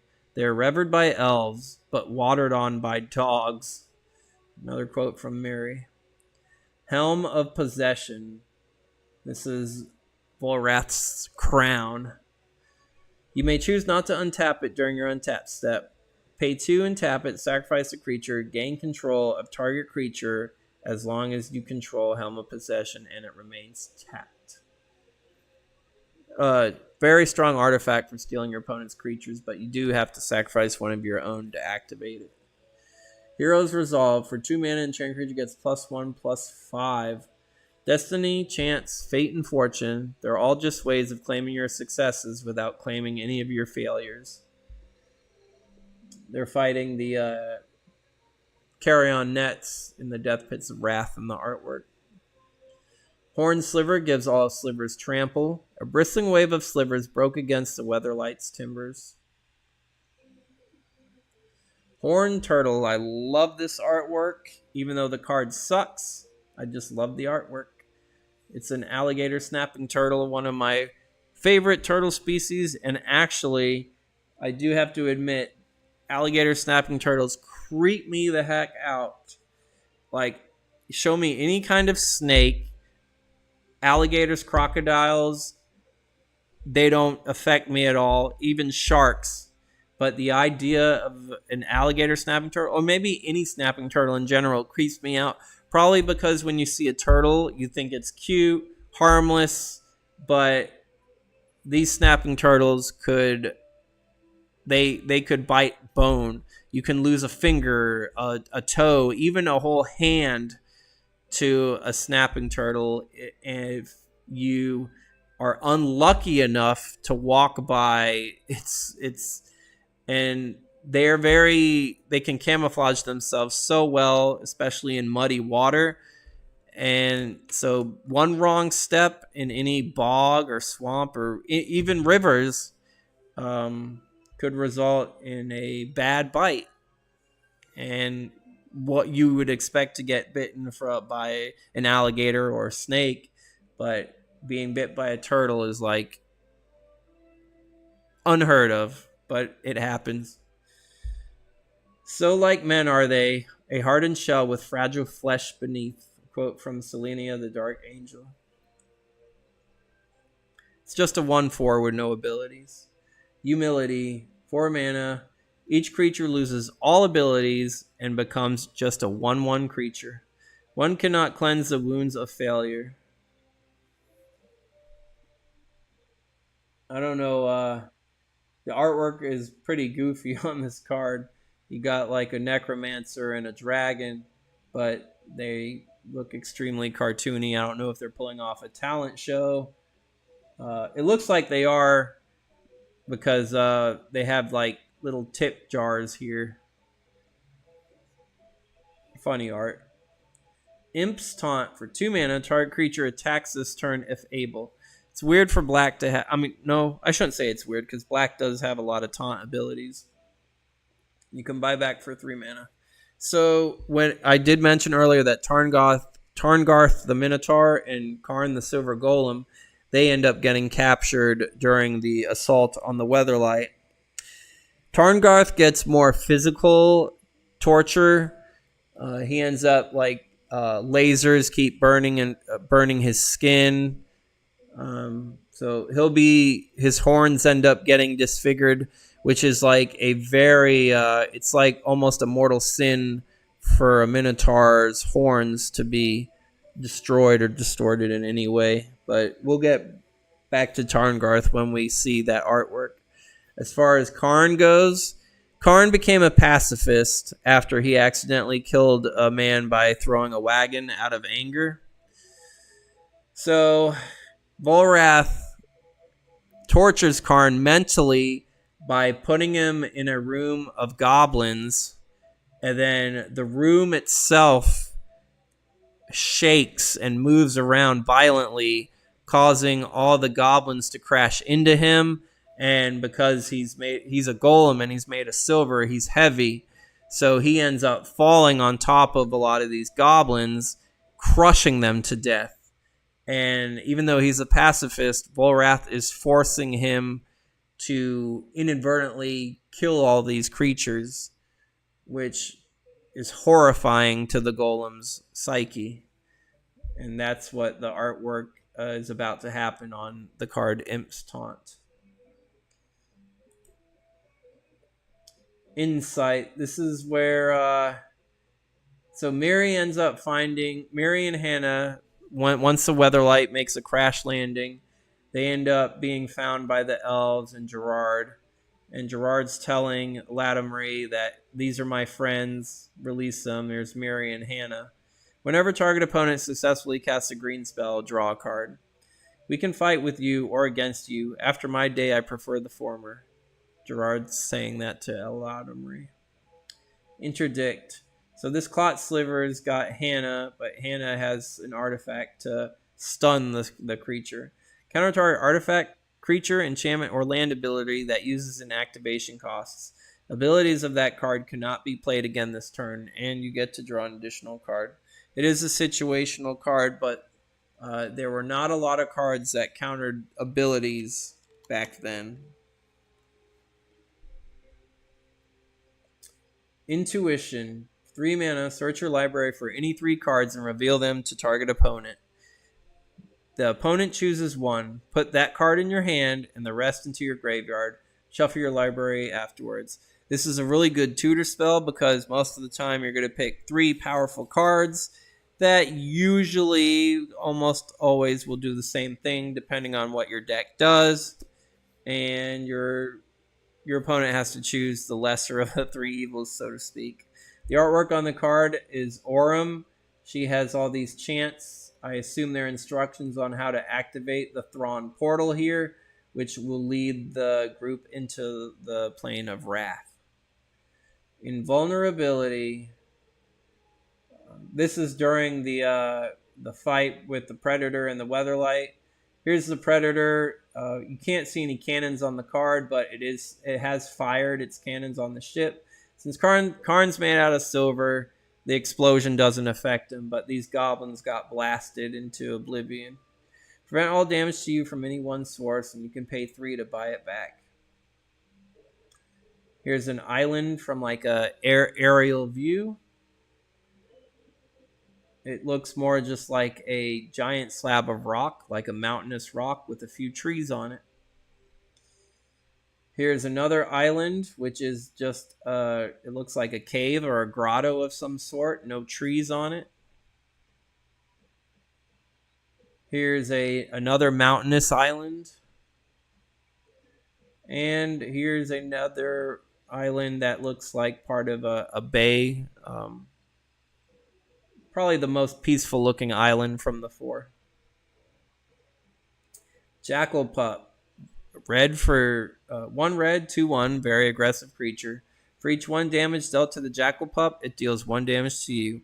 That's a drawback to it, but a good strategy back then for red burn decks was to burn all your opponent's creatures. Therefore, they wouldn't have anything to block the Jackal Pup with, and you wouldn't have to worry about getting damage from the pup. The first morning after acquiring her familiar, the wizard awoke with flea bites and mange. Here's the Jet Medallion, the black version of the medallions. I like that there's a snake over the jet. Jinxed Idol, 2 mana artifact. During your upkeep, Jinxed Idol deals 2 damage to you. You can sacrifice a creature to have target opponent gain control of the Jinxed Idol permanently. But then they can sacrifice one of their creatures during, and then they give you back the idol. So you would have to build your deck around the idol to have your opponent make sure they have as little creatures as possible to sacrifice. Kezardrix. This is a cool looking rabbit monstrosity. What's its creature type? Rabbit Beast. 4 mana, 4/4 first strike. Awesome card so far. During your upkeep, if your opponent has no creatures, Kezardrix deals 4 damage to you. So that's a drawback. If your opponent doesn't have any more creatures, then the Kezardrix is going to hit you for 4. But you're still able to attack with it. It doesn't tap. So if you give Kezardrix lifelink, that means that the 4 damage that it does to you, you'll just gain the life back. So that's a good way to counter the downside of the Kezardrix. I love the card. Unfortunately, I never owned it. Clot Sliver, I still like Clot Sliver better than the Kezardrix. Kindle, 2 mana. Burn spell does damage to target creature or player equal to 2 plus the number of other Kindle cards in all graveyards. Hope of Deliverance is scorched by the fire of futility. So the most damage Kindle would do if you already have 3 in your graveyard would be 5 for 2 mana. So the first Kindle, 2 mana, 2 damage. That's not bad. That's still decent. And then every other Kindle you cast would just get stronger after that. I don't think burn decks use Kindle anymore, just for the fact that they want to go for... they're not going to go for the late game where they end up getting more kindles in their graveyard. They go for more bigger, more aggressive burn spells. Knight of Dawn, 3 mana, 2/2 first strike knight.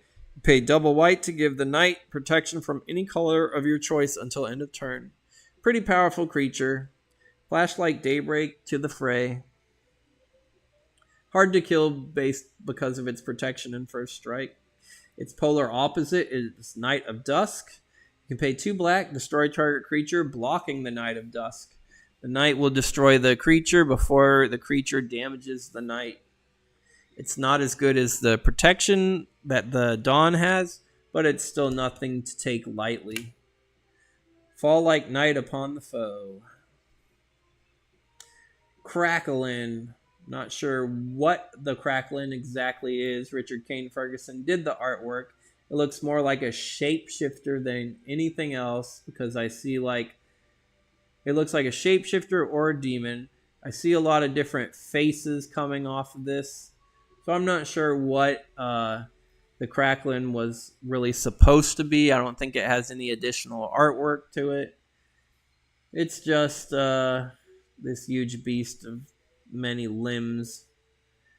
It comes into play with X +1/+1 counters on it. It costs X and 2 green, and it regenerates. Perfect reflection of its world. Brutal, fetal, and lacking truth. Leeching listed. This listed becomes an enchantment that says it deals 1 damage to target player during the controller of the creature's upkeep. Legacy's Allure. For 2 blue, during your upkeep, you may put a treasure counter on Legacy's Allure. You can sacrifice Legacy's Allure to permanently gain control of target creature with power no greater than the number of treasure counters on Legacy's Allure. The fact that you keep the creature makes this card really good. Obviously, it's only going to be really good if you cast it early. Casting it late game means your options are really small with what creature you can take control of. Lagardomane, for 4 mana, permanently exchange control of target artifact or creature for control of the same permanent of the same type. Squee tucked the worm ball in his pocket and slipped a pebble in its place. Glock, he mumbled and hid. I forgot what the exact name of the artifact that Squee stole was, but it ends up giving Squee immortality. I know it is known as his toy at first, but like I said, I forgot if it has an actual name or not. But swapping a creature for a creature or artifact for artifact is good if you build your deck around it. Lightning Blast, an instant, 4 mana, 4 damage to any target is good. Those who fear the darkness have never seen what the light can do. And this Minotaur is getting electrocuted. Lightning Elemental, 4 mana, 4/1 with haste. A Lightning Elemental once killed an entire tribe of merfolk simply by going for a swim. This artwork, it looks cool because you see a face in the thundercloud and then its lightning reaches. However, there is an alternate artwork of Lightning Elemental from a later set with reprints where the storm cloud is like a skeleton and its limbs are the lightning. I like the card. It's a ball lightning that costs 1 mana more with 2 power less, but it stays on the battlefield if the opponent didn't block it or kill it.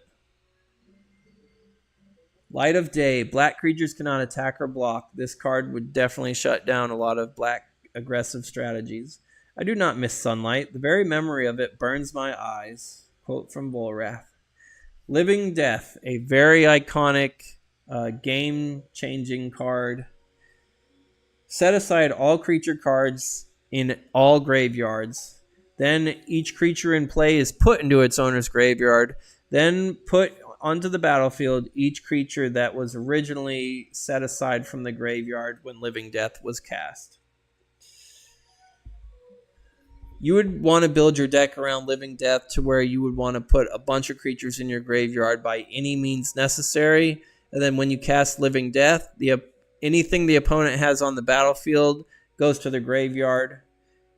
If they don't have the same strategy you did, which most likely they won't unless they're using some sort of graveyard revival, they're not going to have a battlefield, and your battlefield's going to be filled with all kinds of creatures that you put into your graveyard, whether you discarded them with spells or abilities. There's creatures with cycling that you discard to draw a card, which are good engines to try to draw Living Death if you didn't start the game with it.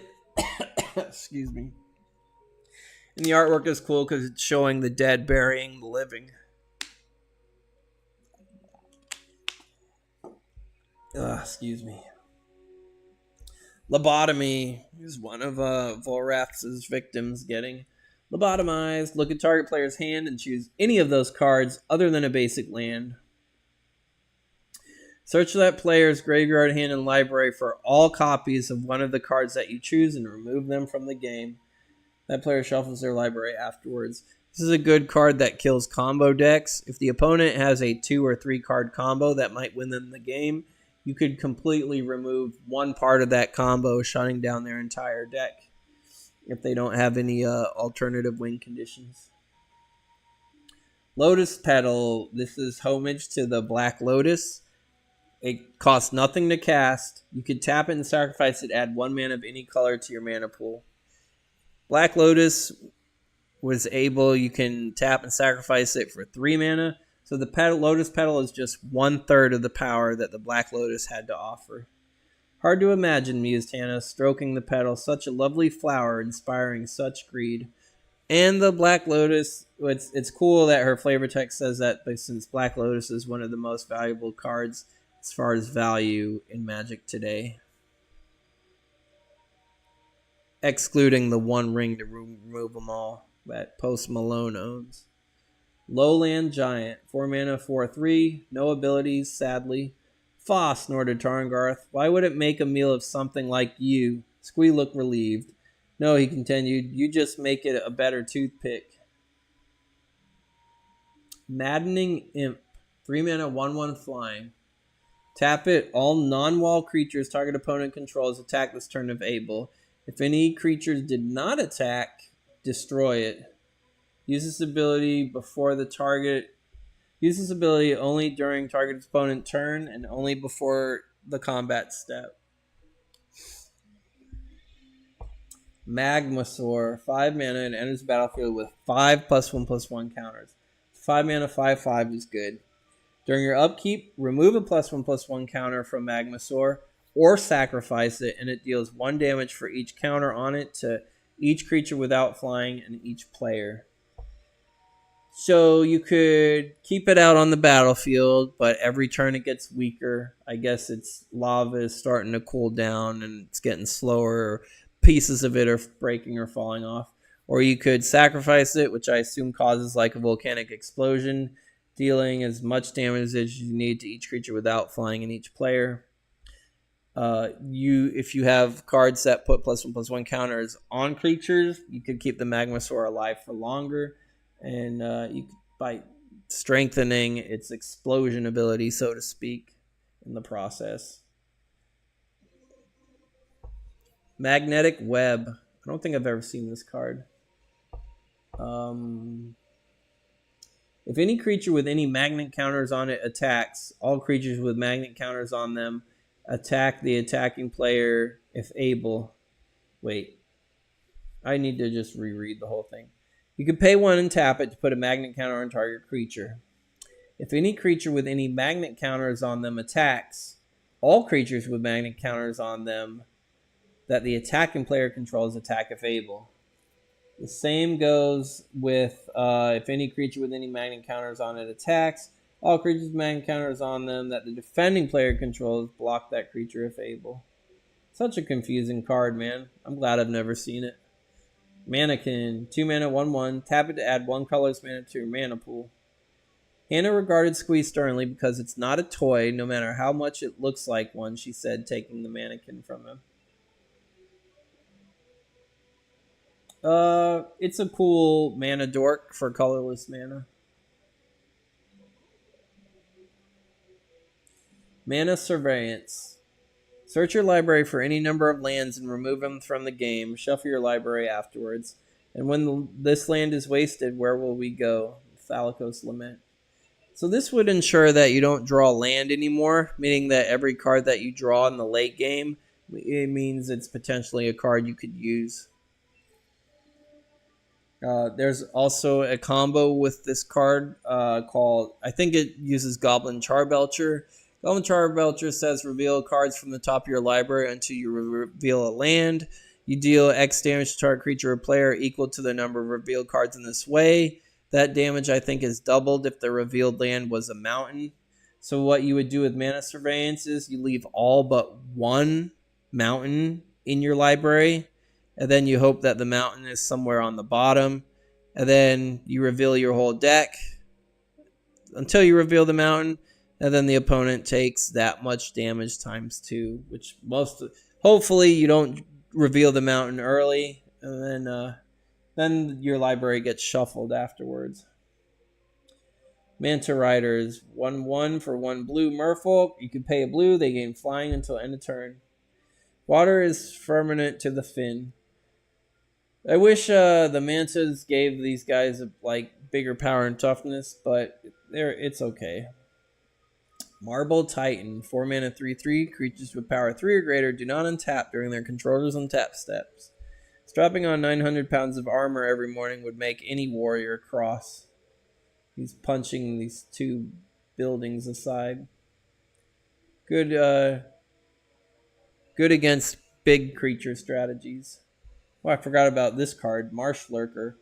4 mana, 3/2 beast. Sacrifice a swamp. He cannot be blocked this turn except by artifact and black creatures. From the mist it rises, into the mist it retreats. Through the mist it walks, fearless and unseen. This looks like the kind of creature that would live in the Everglades in the tall wet grass. Master Decoy. I forgot about this card. 2 mana 1/2. Pay a white. Tap it to tap target creature. So it locks a creature down, which is pretty good. A skilled decoy can throw your enemies off your trail. A master decoy can survive to do it again. Maw-Core. It's this weird flying dinosaur thing. It's just a beast, right? Yeah, just a beast. 3/3 flying. Tap it to deal 1 damage to target creature or player. From its maw comes neither word nor whisper, only wind. So because it's a 3/3, most of the time I'd probably just attack with it. But it costs 5. It's, I think, too costly, and it does too little for its cost.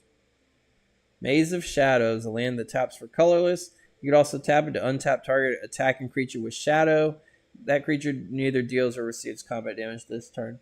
So I do know that they had to make a lot of cards to stop shadow within the set itself to prevent shadow from being too overpowered. Meditate. It's an instant. You pay 3, skip your next turn, draw 4 cards. Part of me believes that Baron taught me meditation simply to shut me up. Here's Urtai. Skipping your next turn is very risky, though. Metallic Sliver, 1/1 Sliver. It's an artifact creature that just counts as Sliver. It's perhaps one of the only slivers in the game that doesn't grant really any buffs to the other slivers. And there's a reason for that, because when the clever counterfeit was accepted by the Hive, Vorath's influence upon the slivers grew even stronger. So even though the slivers breed and make new versions of themselves, Metallic Sliver was constructed in Volrath's factories, and he just wanted to add to their force, so to speak. Mind Whip Sliver, 3 mana, 2/2. Each sliver gains pay 2, sacrifices creature, target player discards a card at random. You can only use this ability, though, as a sorcery, meaning on your turn. And you can't, sacrifice it if it would die. They share more than their thoughts. We must shatter that link quickly. Hand it to Aurum. I think we're halfway through. Minion of the Wastes. This card reminds me of Resident Evil 4 and 5. 6 mana, trample. When it enters the battlefield, pay any amount of life. Minion of the Waste has power and toughness equal to the amount of life that you paid. So for 6 mana, if you pay 10 life, it will be a 10-10. If you pay 20 life, it will be a 20-20. Just make sure you don't pay too much life to where you'll die. Best thing, again, is to, just like with the Kezzer drinks, if you have a way of giving your creature lifelink, you can pay a large amount of life and then give the creature lifelink, and you'll get all that life back, plus more if the creature survives to attack another turn. Miri's Guile. For 1 green, during your upkeep, you may look at the top 3 cards of your library and put them back in any order. So this is before you draw a card. So this kind of gives green a unique form of deck manipulation that normally would be for blue or black. Hannah was astounded. Mary read every leaf and wisp of breeze like the book of an ancient lore. Mnemonic Sliver. Each sliver gains pay 2, sacrifice this creature, draw a card. A jigsaw puzzle that lives, breeds, and thinks. Heather the Weatherlight Navigator. I like the point of view of this sliver and how its talon is positioned on the card. Slivers also remind me of like the bugs from Starship Troopers. I'm not sure what year Starship Troopers came out, but I don't know what influenced what. I'm just guessing if they even influenced each other at all. Mog Cannon, 2 mana artifact. Tap it. Target creature you control gets +1 power and flying until end of turn. However, you have to destroy the creature at the end of the turn. Mogs never volunteer for anything twice most of the time because they'll die the first time. This guy's going to get shot out of the cannon. Mog Conscripts, 1 red, 2/2. That's really good. Mog Conscripts cannot attack unless you have successfully cast a creature spell this turn. So the downside to this is you need to make sure you keep casting creatures in order for the Mog Conscripts to keep attacking. It's easy to do in Goblin decks, though. I've used them. Late game, they're useless, though, because if you draw them and you don't have any other creatures to cast, then they're never going to attack. Turon's Horns, they've seen us. Now statue, you must fight to save yourself. Tarngoth aboard the Predator. And even though this is Tarngarth growing frustrated at Karn, saying you need to defend yourself, otherwise we're going to get captured. And because Karn chose not to defend himself because he didn't want to harm the goblins, they were captured. Mog Fanatic. 1/1, you can sacrifice Mog Fanatic at any time to deal 1 damage to target creature or player. I got it. So he fell off one of the airships. Mog Hollows. It's the red and green Painland. I don't know why this one looks more like Cthulhu right here. I don't think I've ever seen the card. Mog Raider for 1 red. Sacrifice any goblin to give target creature +1/+1 until end of turn. The evisceration of 1 Mog always cheers up the rest. This is good in goblin decks, especially ones that put out a lot of goblin tokens. You can keep if let's say you have 10 goblins on the field, you attack with all of them. The opponent has 9 creatures, blocks all goblins but 1. You can sacrifice all the goblins that got blocked and make the 1 goblin that got through to your opponent's life to give him +9/+9 until end of turn, dealing 10 damage to your opponent right there. And sometimes that could be game winning. Really good goblin card. Mog Squad, 2 mana for 3/3. By itself, it's good, but here's the downside. Mog Squad gets -1/-1 for each other creature in play. That includes your opponent's creatures, too. So for each creature your opponent controls, the Mog Squad gets weaker. As they crept into the Weatherlight's hold, the squad leader held up his hand and whispered, "Stop, goblins. What's that sound?" Mongrel Pack. This is the ugliest looking hound I've ever seen. 4 mana, 4/1. If Mongrel Pack dies during combat, put 4 hound tokens onto the battlefield. Treat these as 1/1 green creatures. The fact that it's only during combat means it's kind of weaker. And they have 1 toughness, so they can just get zapped with any kind of spell. Here are mountains from Wrath. They are pointy and gothic looking. Here's some here as well. They remind me of like Grand Canyon. Here we can see the winds have eroded them. All the mountains are pointing in the same direction. Here's a cool one that has formed an arch. And the 4th one has spires pointing in a different direction. Mounted archers, 4 mana, 2/3. They can block creatures with flying.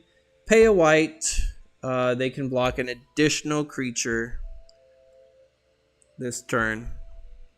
And for each white that you pay, they can block that additional creature. Muscle Sliver. This sliver reminds me of a xenomorph. Maybe that's what influenced slivers. Xenomorph. All slivers get +1/+1. The air was filled with the cracks of snaps of flesh hardening as the new sliver joined the battle. This sliver makes your other slivers bigger, and bigger is better. We can see this sliver has 2 arms, and these arms have actual like claws as appendages as opposed to the talons like a praying mantis has. The muscle sliver actually gives them like simian-like arms or lizard-like arms with actual fingers and claws that they can grasp with. Natural Spring, 5 mana, target player gains 8 life. Back then, I guess it was decent. 5 mana for 8 life. It's good, but I think it's a bit outdated nowadays. Miri listened intently, even as Hannah held the healing water to her lips. Would the sound of the spring drown out the elves' approach? Nature's Revolt. 5 mana, all lands are 2/2 creatures. This includes your opponent's lands as well. One day the land will don the semblance of flesh and challenge even the plowshare's blade. Very risky enchantment to have on the battlefield unless you build your deck around it. Needle Storm deals 4 damage to each creature with flying. Here's this poor Drake is just getting assaulted with needles and thorns. The rain is driven like nails. No Quarter. For 4 mana, whenever any creature blocks or is blocked by a creature with lesser power, destroy the creature with lesser power. As Gerard and Grevin neared each other, the Mogs caught between them realized they should flee. Right, because if they started swinging, they're going to get caught in the crossfire. Nurturing Lysid. This Lysid gives the regeneration ability to whatever creature it's attached to. Opportunist. 3 mana, 2/2. Tap it to deal 1 damage to target creature that was already dealt damage this turn. The 3rd time the Oracle glanced suspiciously at him, Stark decided she had glanced twice too often. Stark ends up double-crossing both Volrath and Gerard many times. He's like a mercenary that always, he just cares about himself. I believe he claims that Volrath also kidnapped his daughter, Takara. Oracle and Vec. She's a Oracle that kind of provides wisdom for Gerard during his journey. Tap her. Target opponent chooses any number of creatures he or she controls. During that player's next turn, those creatures attack if able, and no other creatures can attack. At the end of turn, each creature who did not attack in this way is destroyed. So it's like that Black Taunt ability, but for white. Here's Orym, the ship's healer. She's a 1/3 cleric. You can tap her to prevent up to 3 damage to any creature or player. Better than any of the other generic tap clerics. The silkworm spins itself a new existence, so the healer weaves the threads of life. Orym's Prayer for 3 mana. If any creature attacks you, you gain 1 life for each attacking creature. So this card shuts down any creature with 1 power because that you're just going to gain the life equal to the damage that it deals. Really good card against creature aggro strategies. As usual, there will be time for prayer only after the worst happens.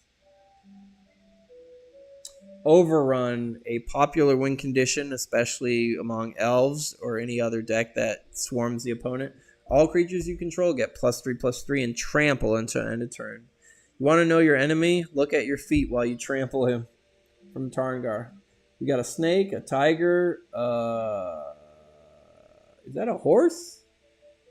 I guess it's some sort of horse. Well, here's definitely a Pegasus rampaging through the forest.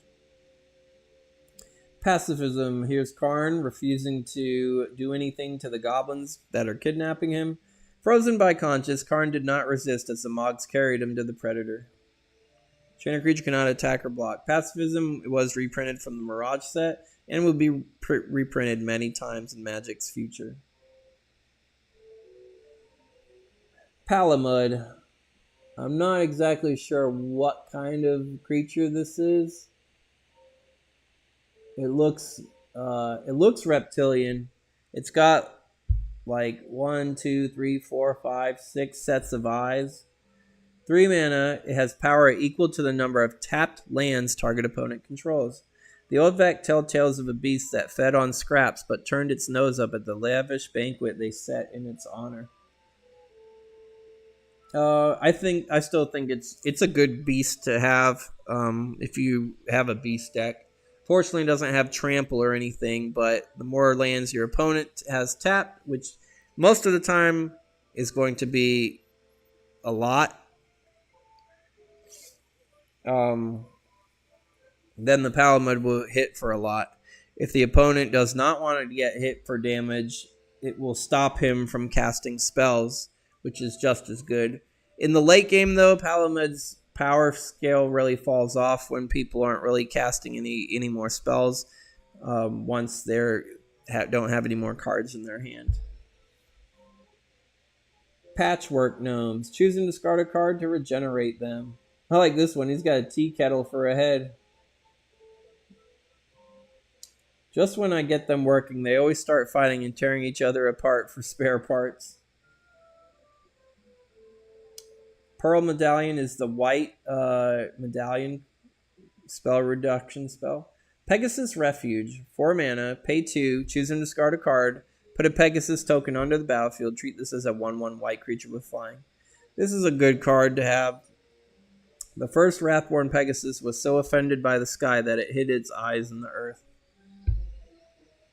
If you are late game and you keep drawing lands and you have enough on the field, you can just pay 2 discarded and you get a 1/1 creature with flying. Perish. Black's answer against green to destroy all green creatures, and they cannot be regenerated this turn. There will come a time when the voices of soil and seedling will sing only laments. Phyrexian Grimoire. For 3 mana, you pay 4 and tap it. Target opponent chooses one of the top 2 cards in your graveyard. Remove the chosen card from the game, and then the other goes to your hand. Every page costs a life. Every secret costs 1,000 more. Ooh. Phyrexian Hulk. 6 mana for a 5/4. No other ability. They are convenient in having no souls, but less so in having no spirit. Fortunately, having no ability means it's not so good. And I think it should be at least a 5/5, not a 5/4. I know that 1 toughness difference doesn't seem like a big deal, but it is to me, especially because it's got 6 casting cost. Phyrexian Splicer. 2 mana, pay 2, tap it. Choose Flying for a strike, Trample, or Shadow. Target creature with that ability loses it until end of turn. Another creature gains that ability until end of turn. And here's Volrath's experiments being done. Ooh, Pincher Beetles. I really like these cards, but I'm still going to choose Clot Sliver as my favorite over them. They cannot beat the target spells or abilities, and they're 3 mana for a 3/1. So most of the time, the only time these beetles will die is via combat. Having 1 toughness, but they are very aggressive with 3 power for only 3 mana. No fair, since when does a bug get to munch on me? And the artwork is extremely beautiful. I think it's one of the best beetle cards in Magic altogether. We can see there's more pincher beetles hiding in the bushes here. Excellent card. Pine Barrens is the black-green pain land that comes into play tap. Pit Imp. Pit Imp looks goofy as heck. And so It's almost like Vampire Bats. I think it actually is Vampire Bats, just reprinted as an imp. The moans of the death pits were underscored by the chattering of imps, for whom the ship caused for much discussion. You pay a black, they get +1 power into end of turn. You cannot spend more than 2 black in this way, so the most it could be is a 2/1 flying. Not worth it in my opinion. Here's the plains. This plains looks more like a wasteland. We got another one. This has some sort of grass here and some dead plants and trees. Looks like we just came from the wasteland. Next page. Here's more wiregrass. And a lot of these plains are barren. For a place that has a bunch of thunderclouds, I guess there's not a lot of rain. Power Sink is reprinted from various sets of before, where it drains the opponent's mana pool after countering a spell for X. Precognition for 5 mana. During your upkeep, you may look at the top card of target opponent's library. You may put that card on the bottom if you choose. A gleam like struggling sunlight penetrated Selenia's dark thoughts. Propaganda for 3 mana. Each turn, each creature cannot attack you unless that controller pays 2 mana for each attacking creature. You failed Gerard. You failed the legacy. You failed yourself. I can do no more. Here's Volrath bragging to Karn once Karn has been captured. And Karn is depressed. Volrath is a dick. Puppet Strings. Pay 3 mana, and then you pay 2 and tap it to tap or untap target creature. Have no illusions, Volrath warned Grevin about free will. This is a good card. Having the ability to either tap and lock down a creature or untap to reuse one of your creatures is really good to have. It's very versatile. You can do all sorts of things with it. Quickening Lucid is the Lucid that gives enchanted creature first strike. Rain of Tears is the black Stone Rain. Destroy target land for 3 mana. These rains cannot quench. They carve the land's face like scalpel on flesh. I guess this is what I was looking for when I was asking why does it rain on Wrath. I guess this rain, it's so fierce that it just destroys any living thing. Rampant Growth. I'm not sure exactly what this is. I guess it's a plant and seed pod, or like a Venus flytrap, or a caterpillar. I'm not sure. But regardless, Rampant Growth is reprinted from Mirage, where you search your library for a basic land and put it on the battlefield tap.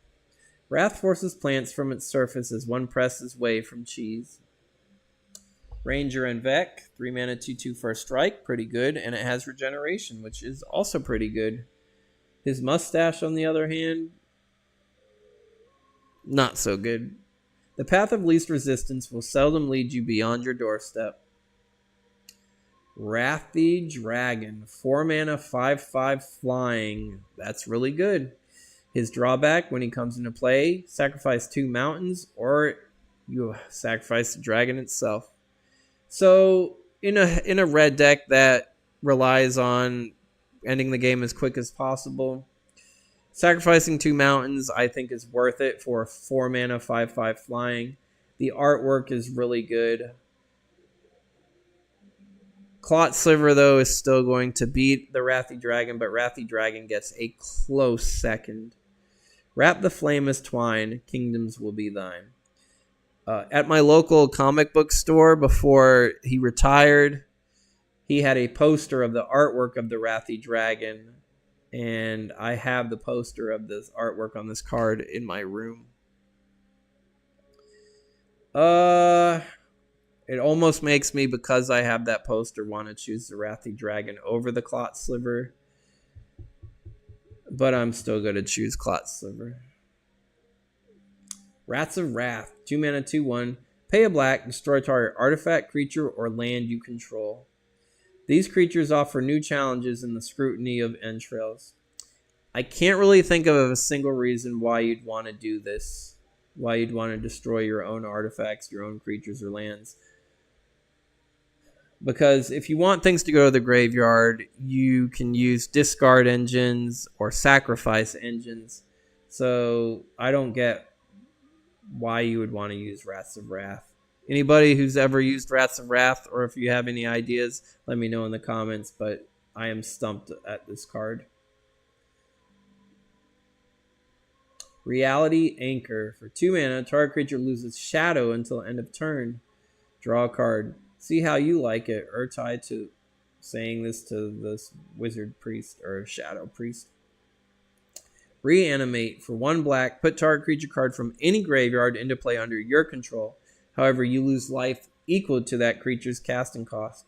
You will learn to earn death. The creature's casting cost is a heavy price to pay, but it's worth it for 1 black in my opinion. Reap. Return any number of target cards from your graveyard to your hand. You cannot choose more cards than the number of black permanents target opponent controls. So if your opponent's not playing black, you can't really use this card then. Let Vorath choke on his crop of hatred. Reckless Spite. 3 mana. Destroy 2 target non-black creatures. You lose 5 life. 2 for 1's not bad though, but 5 life is a heavy cost to pay, so use wisely. My plan's elegance leads my enemies to believe it is spite that fuels me. Quote from Volrath. Recycle. Oh, Gerard ate some whatever Squee cooked. Gerard doesn't like it. This enchantment costs 6 mana. You can skip your draw. You do have to skip your draw step. Whenever you play a card, draw a card. During your discard step, choose and discard all but 2 cards. Risky and way too expensive to use, in my opinion. Reflecting Pool, one of the most powerful lands you could have in a 5-color deck, because it can tap for 1 mana of any color that a land that you already control can produce. So I know I mentioned these in prior streams, Gemstone Mine and City of Brass. Having them out on the battlefield says your Reflecting Pool can tap for 1 mana of any color, which is very key for 5 mana decks. The reflection of land interests me far more than its reality. Renegade Warlord, 5 mana, 3/3 first strike. If he attacks, all other attacking creatures get +1 power until end of turn. He's okay. He's not bad for 5 mana, but he's not the best. His tongue must be honey, the way he gathers ants to fight with him. Another quote from Volrath. Repentance. So Grevin just got back aboard the ship, and he sees that Vadi plotted to kill him. So this is the scene right before the Diabolic Edict card where Vadi gets thrown off of the Predator. Target creature deals to itself damage equal to its own power. The cannon wasn't aimed at you, pleaded Vadi. I'm not sure what's more pathetic, replied Grevin, your judgment or your aim. So Vadi's groveling in fear now because he realizes what Grevin's about to do to him. So, this is one of the main reasons why I fell in love with Magic as a whole. It used the cards, the artwork in the cards to tell the storyline. There is a comic book out there that tells the whole Tempest block saga of the set. But I didn't know that. I saw the cards unfold as a story before I actually read the comic. And I know they give a brief summary of the story. There were starter decks of Tempest, and it had like a 50-page long player's guide in it that more than half of it was dedicated to the story. Respite. 2 mana. Creatures deal no combat damage this turn, so it's like Fog, but with an added bonus, you gain 1 life for each attacking creature. If they board us, we're finished, warned Orym. Krovax nodded, and if they don't, what then?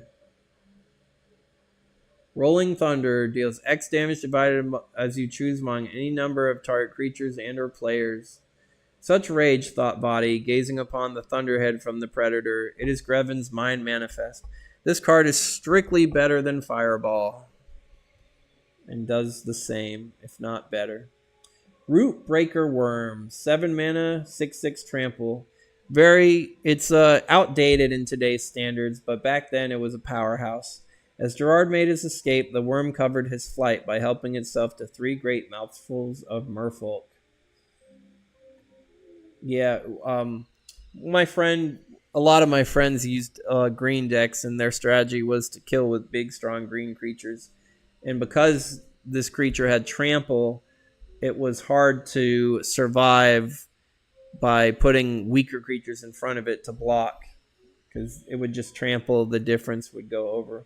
And 6 toughness was hard to kill for me back in the day when I didn't have a.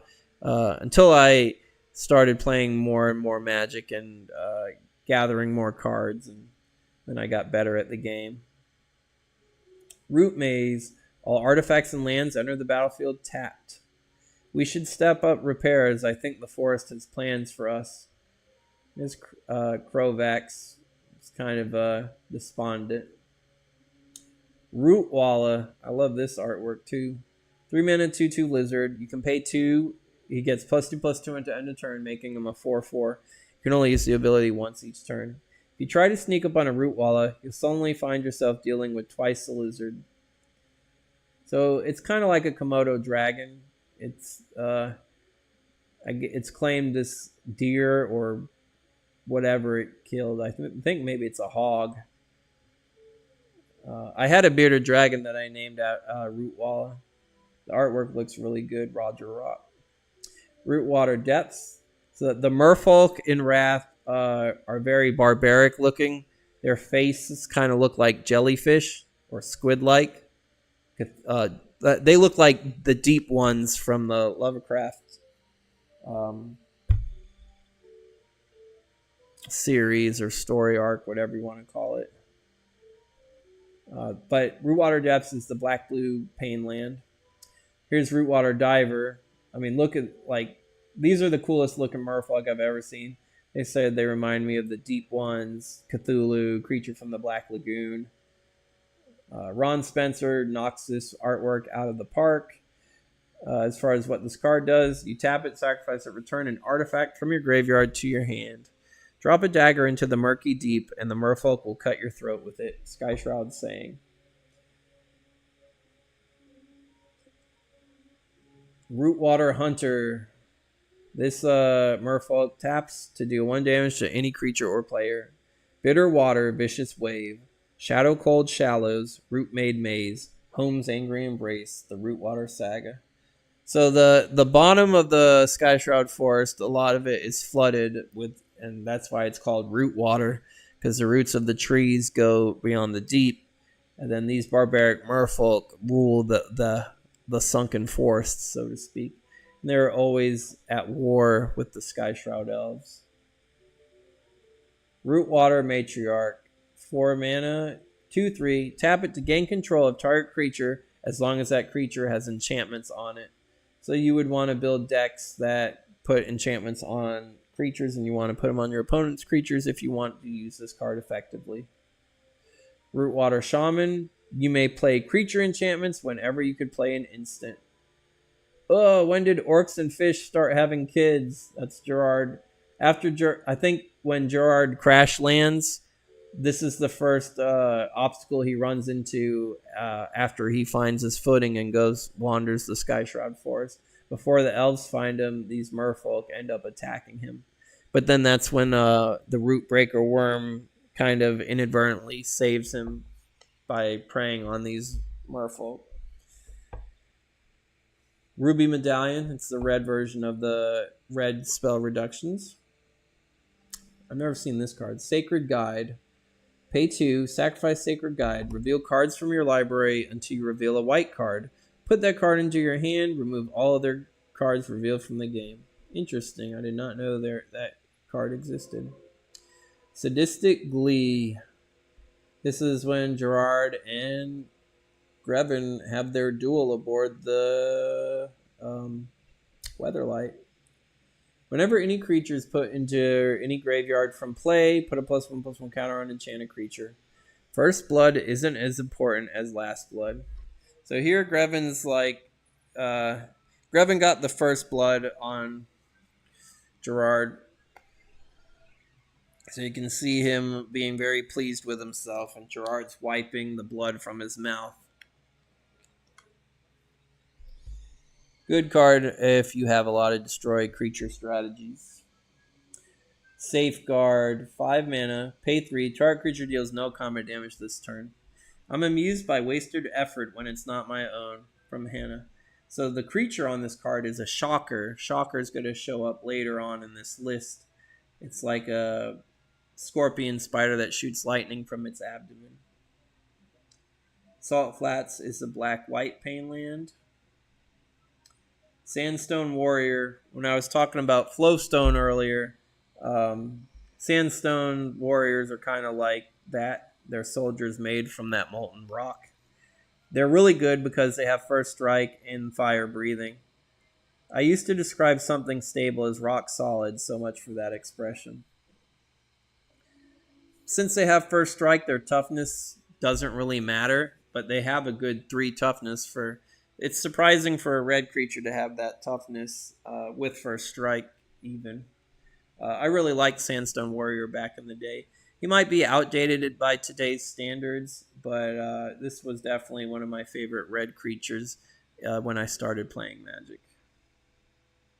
Sapphire Medallion is the blue spell reduction spell. Never seen this card. Sarcomancy. When Sarcomancy comes into play, put a zombie token onto the battlefield. Treat this token as a 2/2 black creature. During your upkeep, if there are no zombies in play, Sarcomancy deals 1 damage to you. So I guess the only reason you want to use this is you get a 2/2 zombie for just 1 black mana. But if you don't have the zombie anymore, you start taking damage. Or any zombies. Interesting. I never knew this card existed. It would be good for aggressive zombie decks. Scabland, the red-white pain land, comes in play tap. Scalding Tongs, 2 mana. During your upkeep, if you have 3 or fewer cards in your hand, Scalding Tongue deals 1 damage to target opponent. This is another good artifact to have if your deck is aggressive and likes to dump its hand easily. This has nothing to do with what you know, and everything to do with what I wish. Quote from Volrath.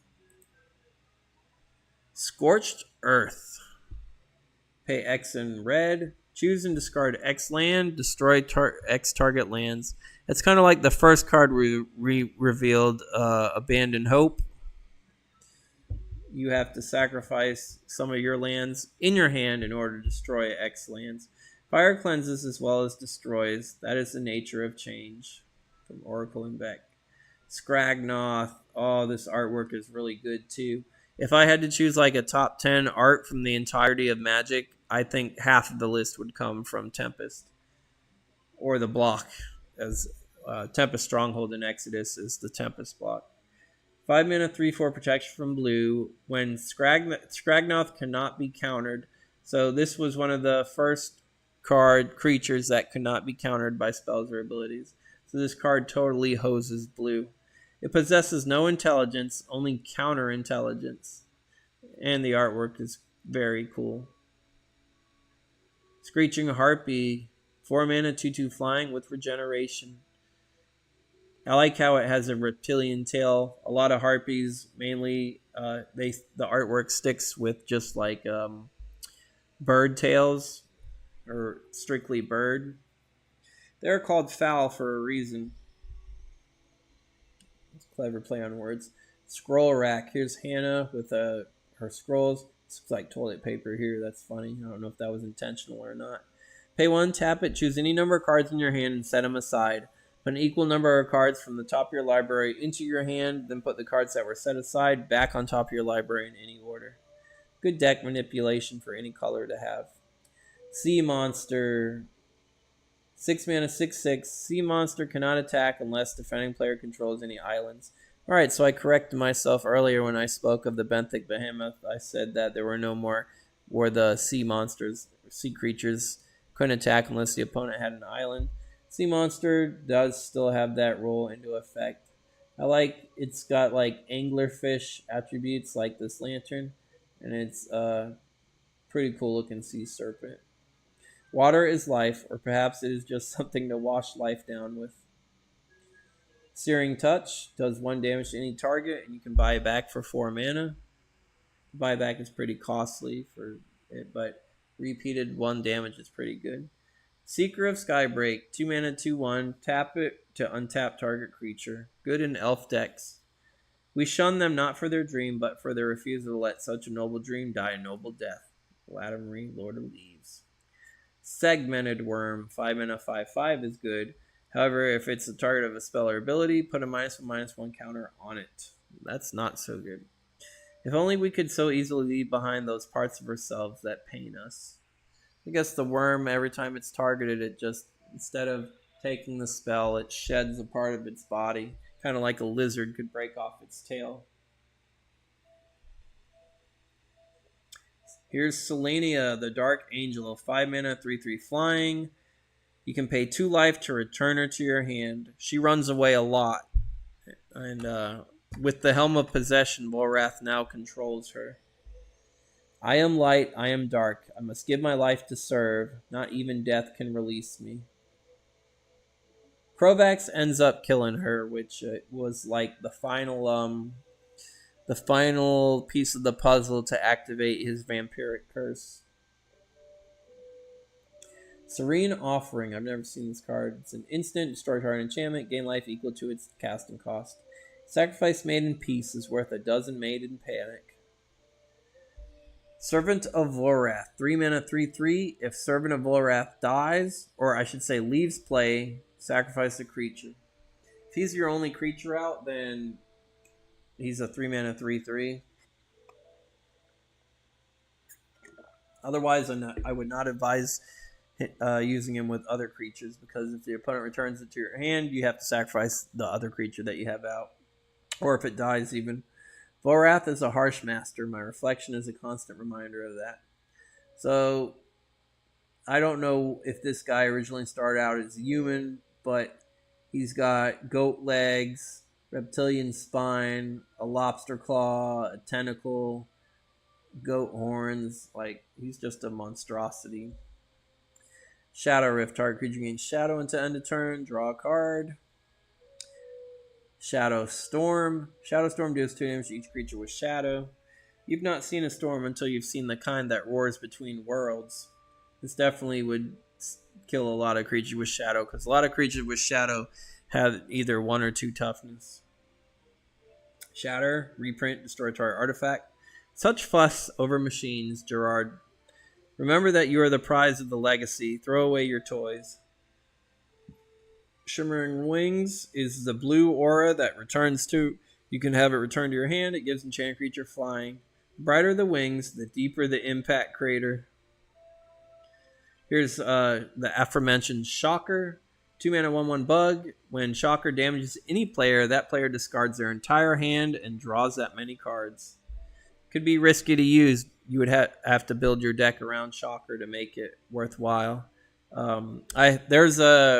I think in the next set, it's called Migrim. Anytime the opponent discards a card, they take 2 damage for each card they discard. So you cast Shocker on turn 2, you cast Migrim on turn 3, and you attack with Shocker. If the opponent doesn't have anything to block with, they're going to discard 4 to 5 cards, and they're going to take 8 to 10 damage on top of the 1 damage Shocker originally deals, which cuts their life total in half, so to speak. So Shocker's actually... You have to build your deck around Shocker to make it good. There are other combos with it.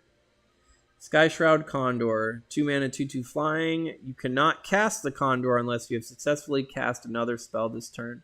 So sadly, you can't cast it on the second turn unless you cast something for 0, like a Lotus Petal or Phyrexian Walker. 2 mana, 2/2 flying is good other than that. Condor's Flight augurs Sleepless Night. Skyshroud Pirate. Skyshroud Elf. A filter elf, 2 mana, 1/1 elf, taps for a green. You could also pay a colorless to add a white or a red to your mana pool. I had a elf fireball deck, and I had 4 copies of Skyshroud Elf in there, ensuring that I at least had access to red mana to cast my burn spells. Very good elf to have if you're using 2 or 3 colors of green, white, or red, or any combination of.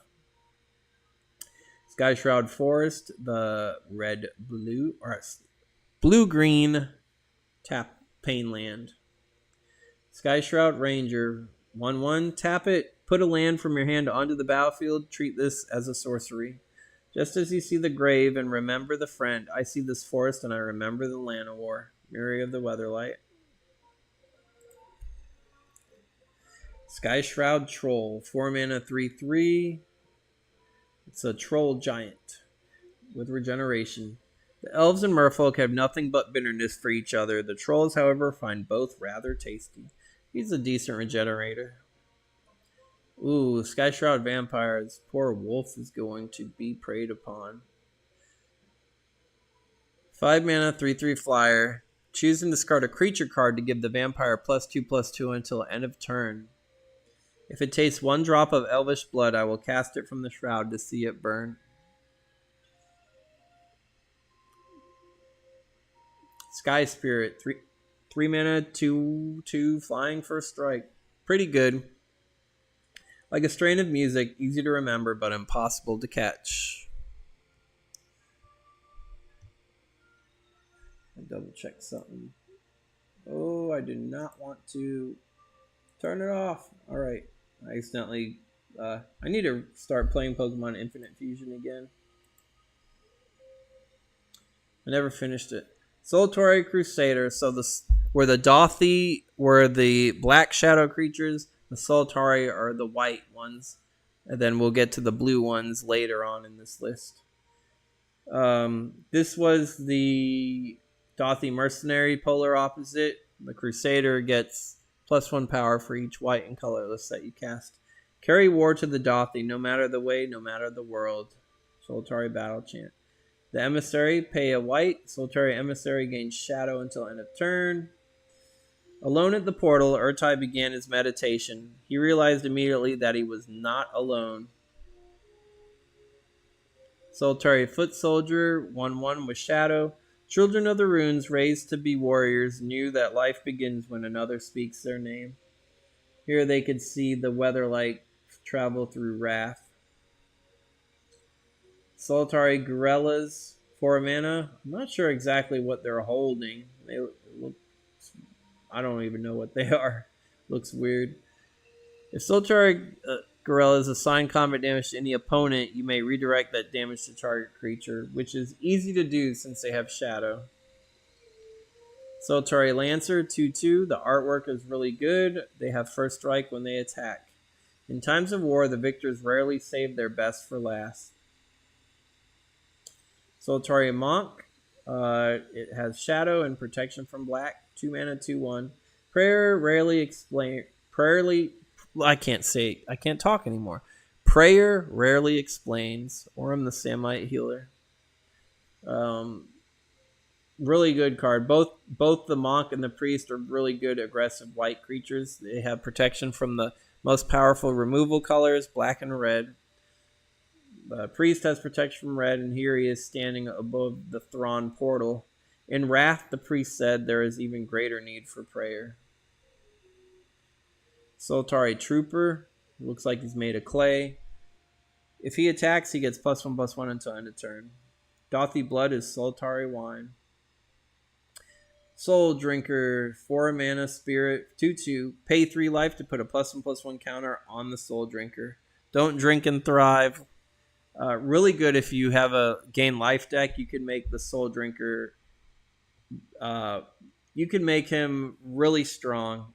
If you give him lifelink as well, all the life that you dump into making him bigger, you can gain back, and it'll just keep getting bigger and bigger. Spell Blast, a reprinted card from Mirage. Counter target spell with mana cost equal to X. Call it the Thinking Mage's version of Brute Force. Spike Drone, another new species in that Tempest has brought. Spikes are giant slugs, and they end up, they're almost like slivers in a way, where parts of their body can be used to enhance other creatures, and their theme used +1/+1 counters. So the Spike Drone was the weakest. When it enters the battlefield with a +1/+1 counter, so it's a 1/1 because it's 0/0 by itself. And then all the spikes had the ability where you pay 2, remove a +1/+1 counter from itself, to put it on another creature.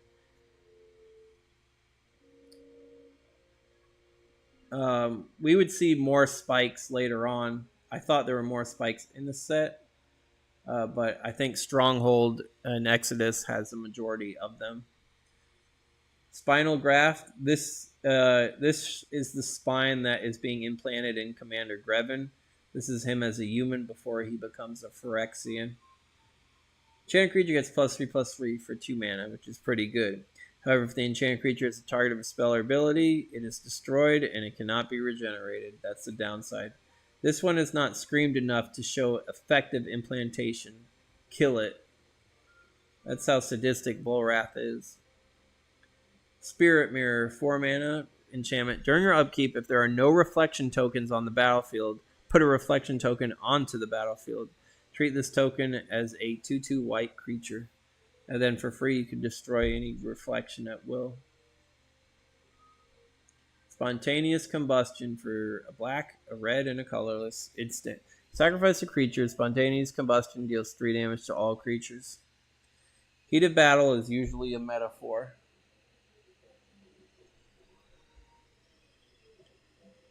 Here's the artifact that Squeeze stole. Squeeze Toy for 1. Tap it to prevent 1 damage to any creature. As the horrors closed in on Gerard, Squee trembled and clutched his toy for comfort. He didn't know where it came from or why it was so warm, but he was glad he'd kept it near. It might have protected the whole crew from harm. Oh, I forgot about this land. Stalking Stones. Taps for colorless, or you can pay 6, and the land becomes a 3/3 artifact creature permanently. And it's a sandstone warrior that these stones turn into.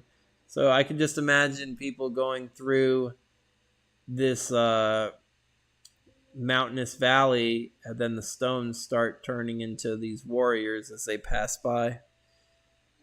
I forgot about that land.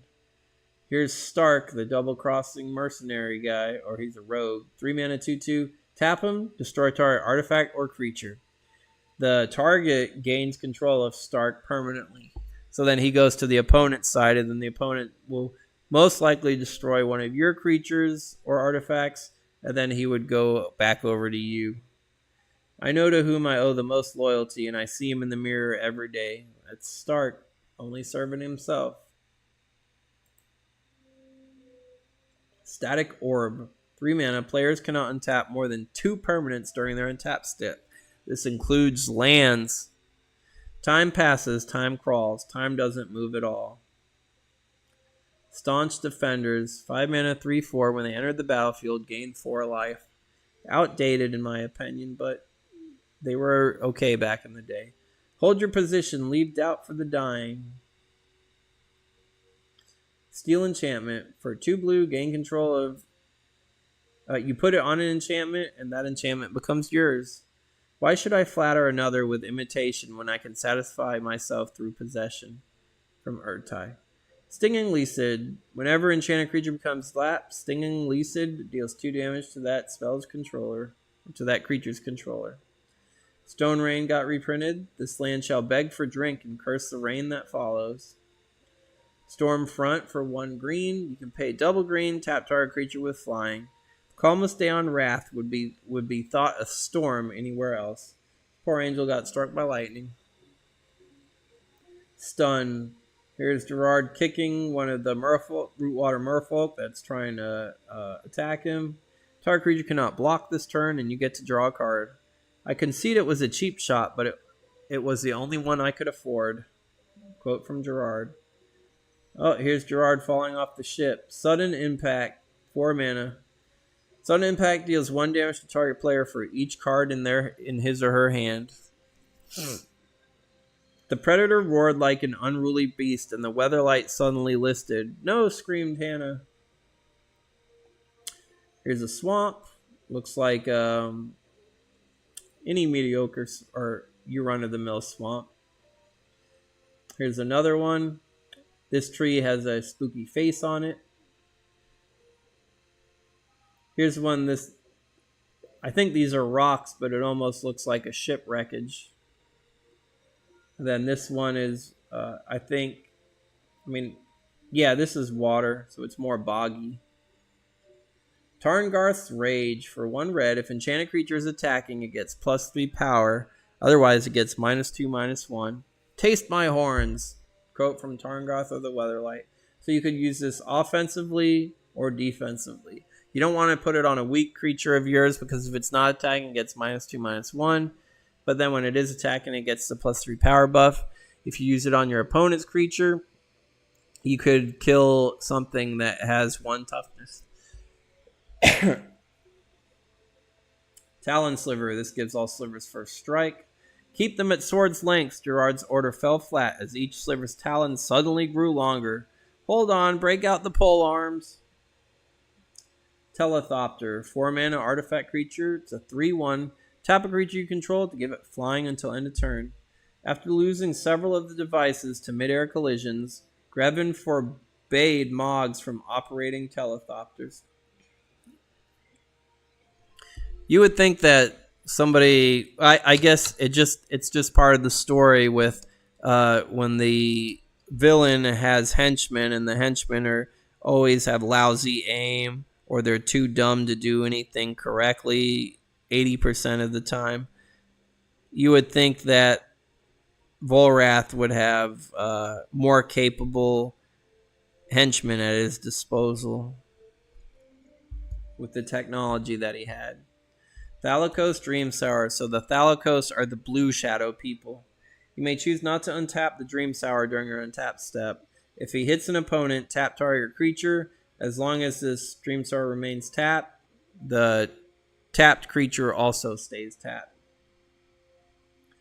Thalakos Lowlands. It's the white-blue pain land. I like the artwork that it displays wildlife.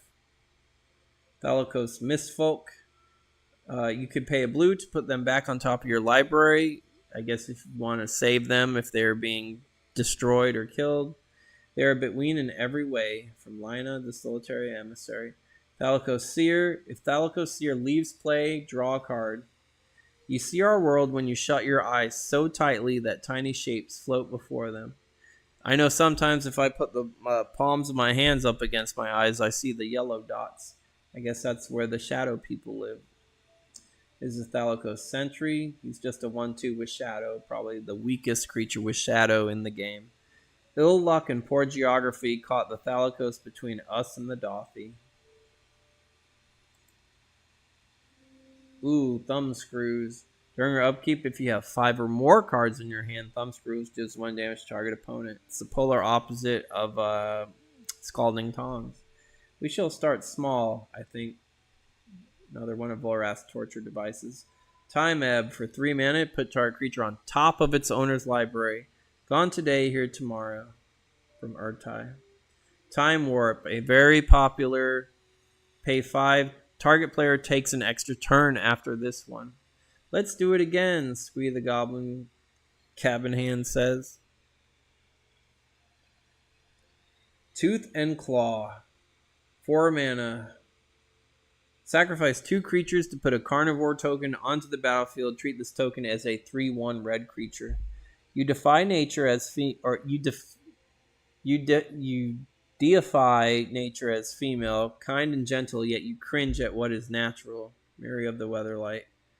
I guess if you have 2 like 1/1 creatures like tokens, then I think that's the only use you'll get out of Tooth and Claw, sacrificing 2 weaker tokens to get a stronger token. Sadly, the carnivore only has 1 toughness and is most likely going to die in combat every time. Torture Chamber. Here's Karn and Tarngarth as prisoners in Volrath's stronghold. During your upkeep, put a pain counter on the chamber. At the end of your turn, Torture Chamber deals 1 damage to you for each pain counter on it. Pay 1 and tap it. Remove all pain counters from Torture Chamber. Torture Chamber deals 1 damage to each pain counter on it to target creature. So you hurt yourself periodically or every turn, building up counters, and then you can only use the chamber on your opponent's creatures. Not worth it in my opinion.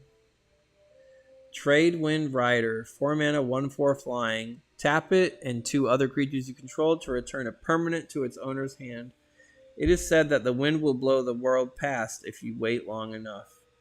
A very strong card back in the day. Just as I said how strong Boomerang or Capsize was, Tradewind Rider was just another way to lock your opponent out of their creature once you had your board set up. You had to have 2 other creatures out on the battlefield, but that was very easy to do. Trained Armadon, 3 mana 3/3, no drawbacks, just a regular vanilla creature. These are its last days. Better to grow broad and heavy, better than the enemy is crushed beneath its carcass. The artwork is cool. Reminds me of a mutated elephant, mastodon. Like a cross between a rhino and an elephant would be the best description. Tranquility is a reprint. Destroy all enchantments. Peace will come, but whether of born harmony or entropy, I cannot say. Trumpeting Armadon, 4 mana 3/3. Pay 2. Target creature blocks the Armadon this turn if able. These are its last days, but it will not go quietly. These are its last days is like repeated on every Armadon card, I swear. Twitch. For 3 mana, you could watch somebody play a video game. Just kidding. Tap or untap target artifact, creature, or land. Draw a card. Battles are won in a nuance. Unstable Shapeshifter. Whenever any creature comes into play, Unstable Shapeshifter permanently becomes a copy of that creature and keeps this ability. In a world of untruths, the living lie rules. Here, the Shapeshifter, I think it started out as Hannah. And then here's Mary, and the Shapeshifter is turning from Hannah into Mary. Volrath did have a Shapeshifter at his disposal to further hunt Gerard and his crew. Beck Townships, the white-green Cat Pain land.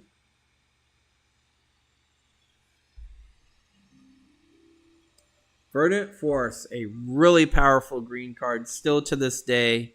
It cost 8, and it's a 7/7. During each player's upkeep, this includes your opponent, this includes your teammate, you get a 1/1 Saproling token. You don't have to pay any mana for it. That's what makes its card so powerful. Burl, Skirl, and Bower, Birth, Fern, and Flower. I use this card a lot in my Necromancy deck. I would discard the Verdant Force through a variety of means, and then I would revive it from the battlefield on like the 3rd or 4th turn.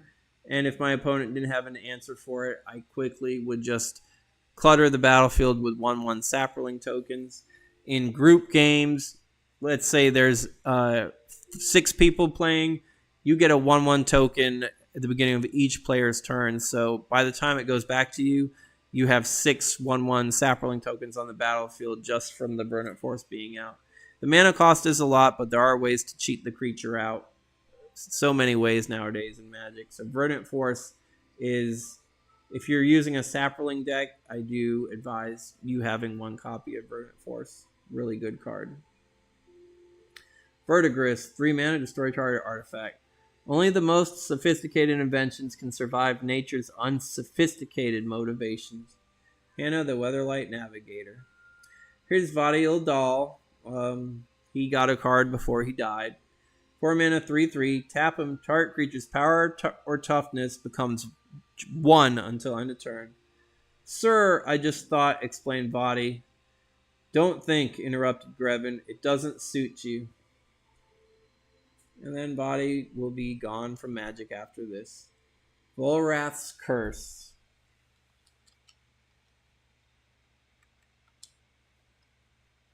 Enchanted creature cannot attack, block, or pay any ability requiring an activation cost. The creature's controller may sacrifice a permanent to ignore this ability until end of turn. And then the owner of the curse could pay 2 to return the curse to its owner's hand to play on another creature later. A really powerful blue aura to lock down an opponent's creature. Here, Volrath is torturing Tarngarth, and Tarngarth will be in the process of being scarred, and his form is going to change physically. He's still going to be a Minotaur. He's not going to have a dramatic change, but he's no longer going to look like a regular Minotaur when we see him in the next sets after. Wall of Diffusion. It's a 0/5 wall that could block creatures with shadow. The injury was being caught between this world and our own. The insult was to find walls within this world. Warmth. Anytime an opponent casts a red spell, you gain 2 life. Flame grows gentle with but a little distance. Wasteland. Tap it for a colorless or tap it to destroy target non-basic land. The land promises nothing and keeps its promise. Watchdog. Here's Richard Kane Ferguson, like with his wacky artwork, but I can see it's like a bulldog made of scrap metal. It's a 3-mana 1/2. It has to block each turn if able. If Watchdog is untapped, all creatures attacking you get -1 power until end of turn. Its growl is a long rumbling grind of gears and clockwork. Its spark a blast of hissing steam. If you're somehow able to have multiple Watchdogs on the battlefield, I know they block each turn, so it'll be hard to keep these guys alive. But the more Watchdog you have on the battlefield, like if you can make copies of it, the weaker your opponent's creatures are going to be.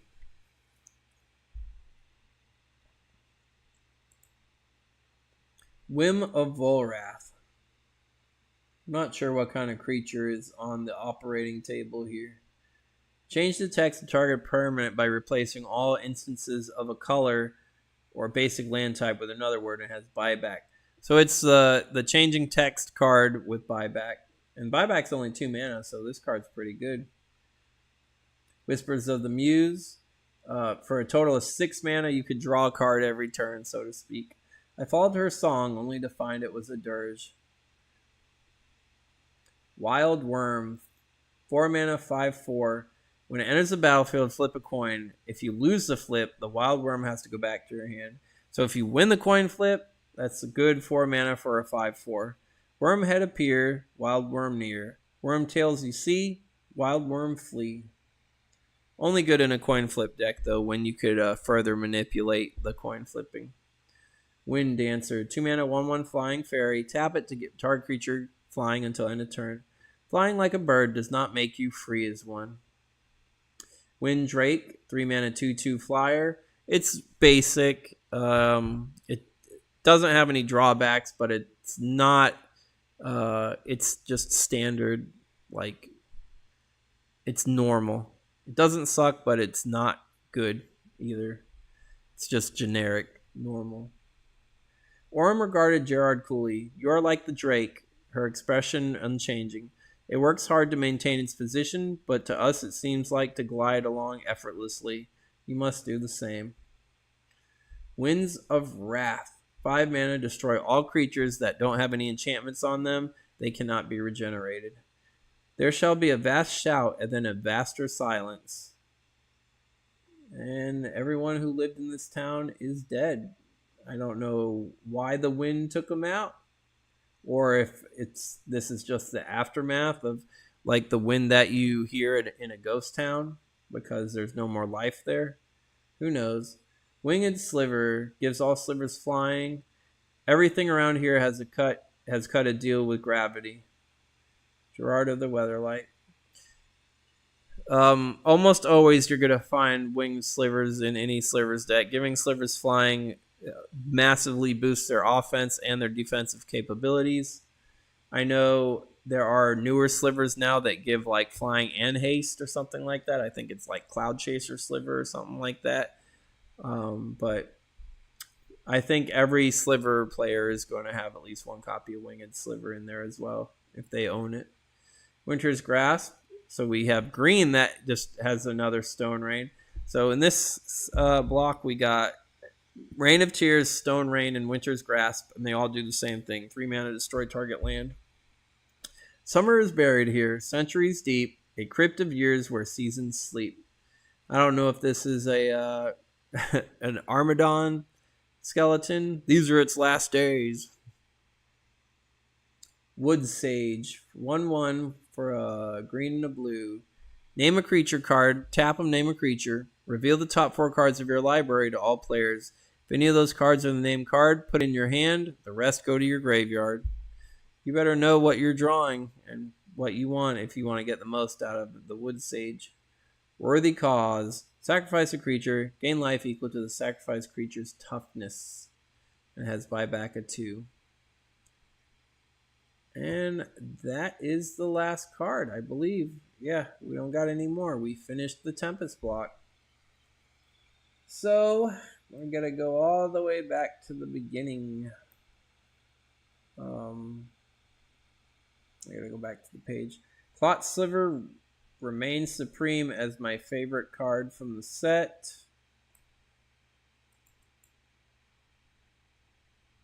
Abandoned Hope. And like I said, Tempest is my favorite set in the entirety of Magic.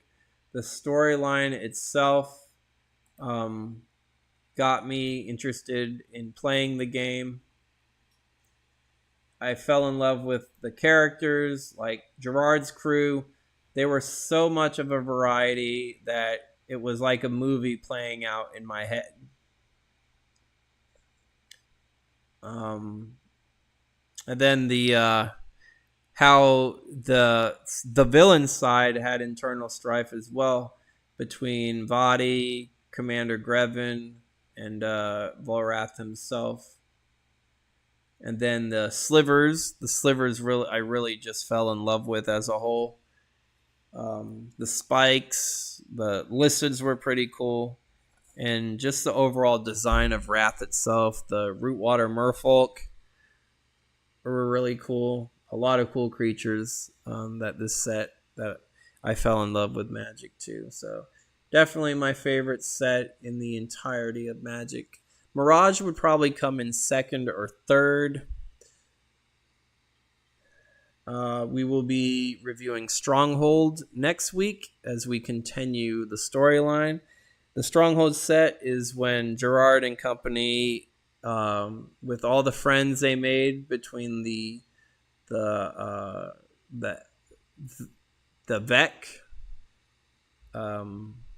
that the Oracle leads, and the elves that Aladamari leads, they all will assault Volrath's stronghold as they get one step closer to rescuing Captain Sisse. And then Gerard will get his revenge against Grevin, and perhaps Volrath himself will finally meet justice. We'll find out. If you played Tempest or had any favorite cards in Tempest, let me know in the comment section below. And until next time, this has been a good episode of Magic the Conversation, and I will see you guys next week for Stronghold. Take care and stay safe.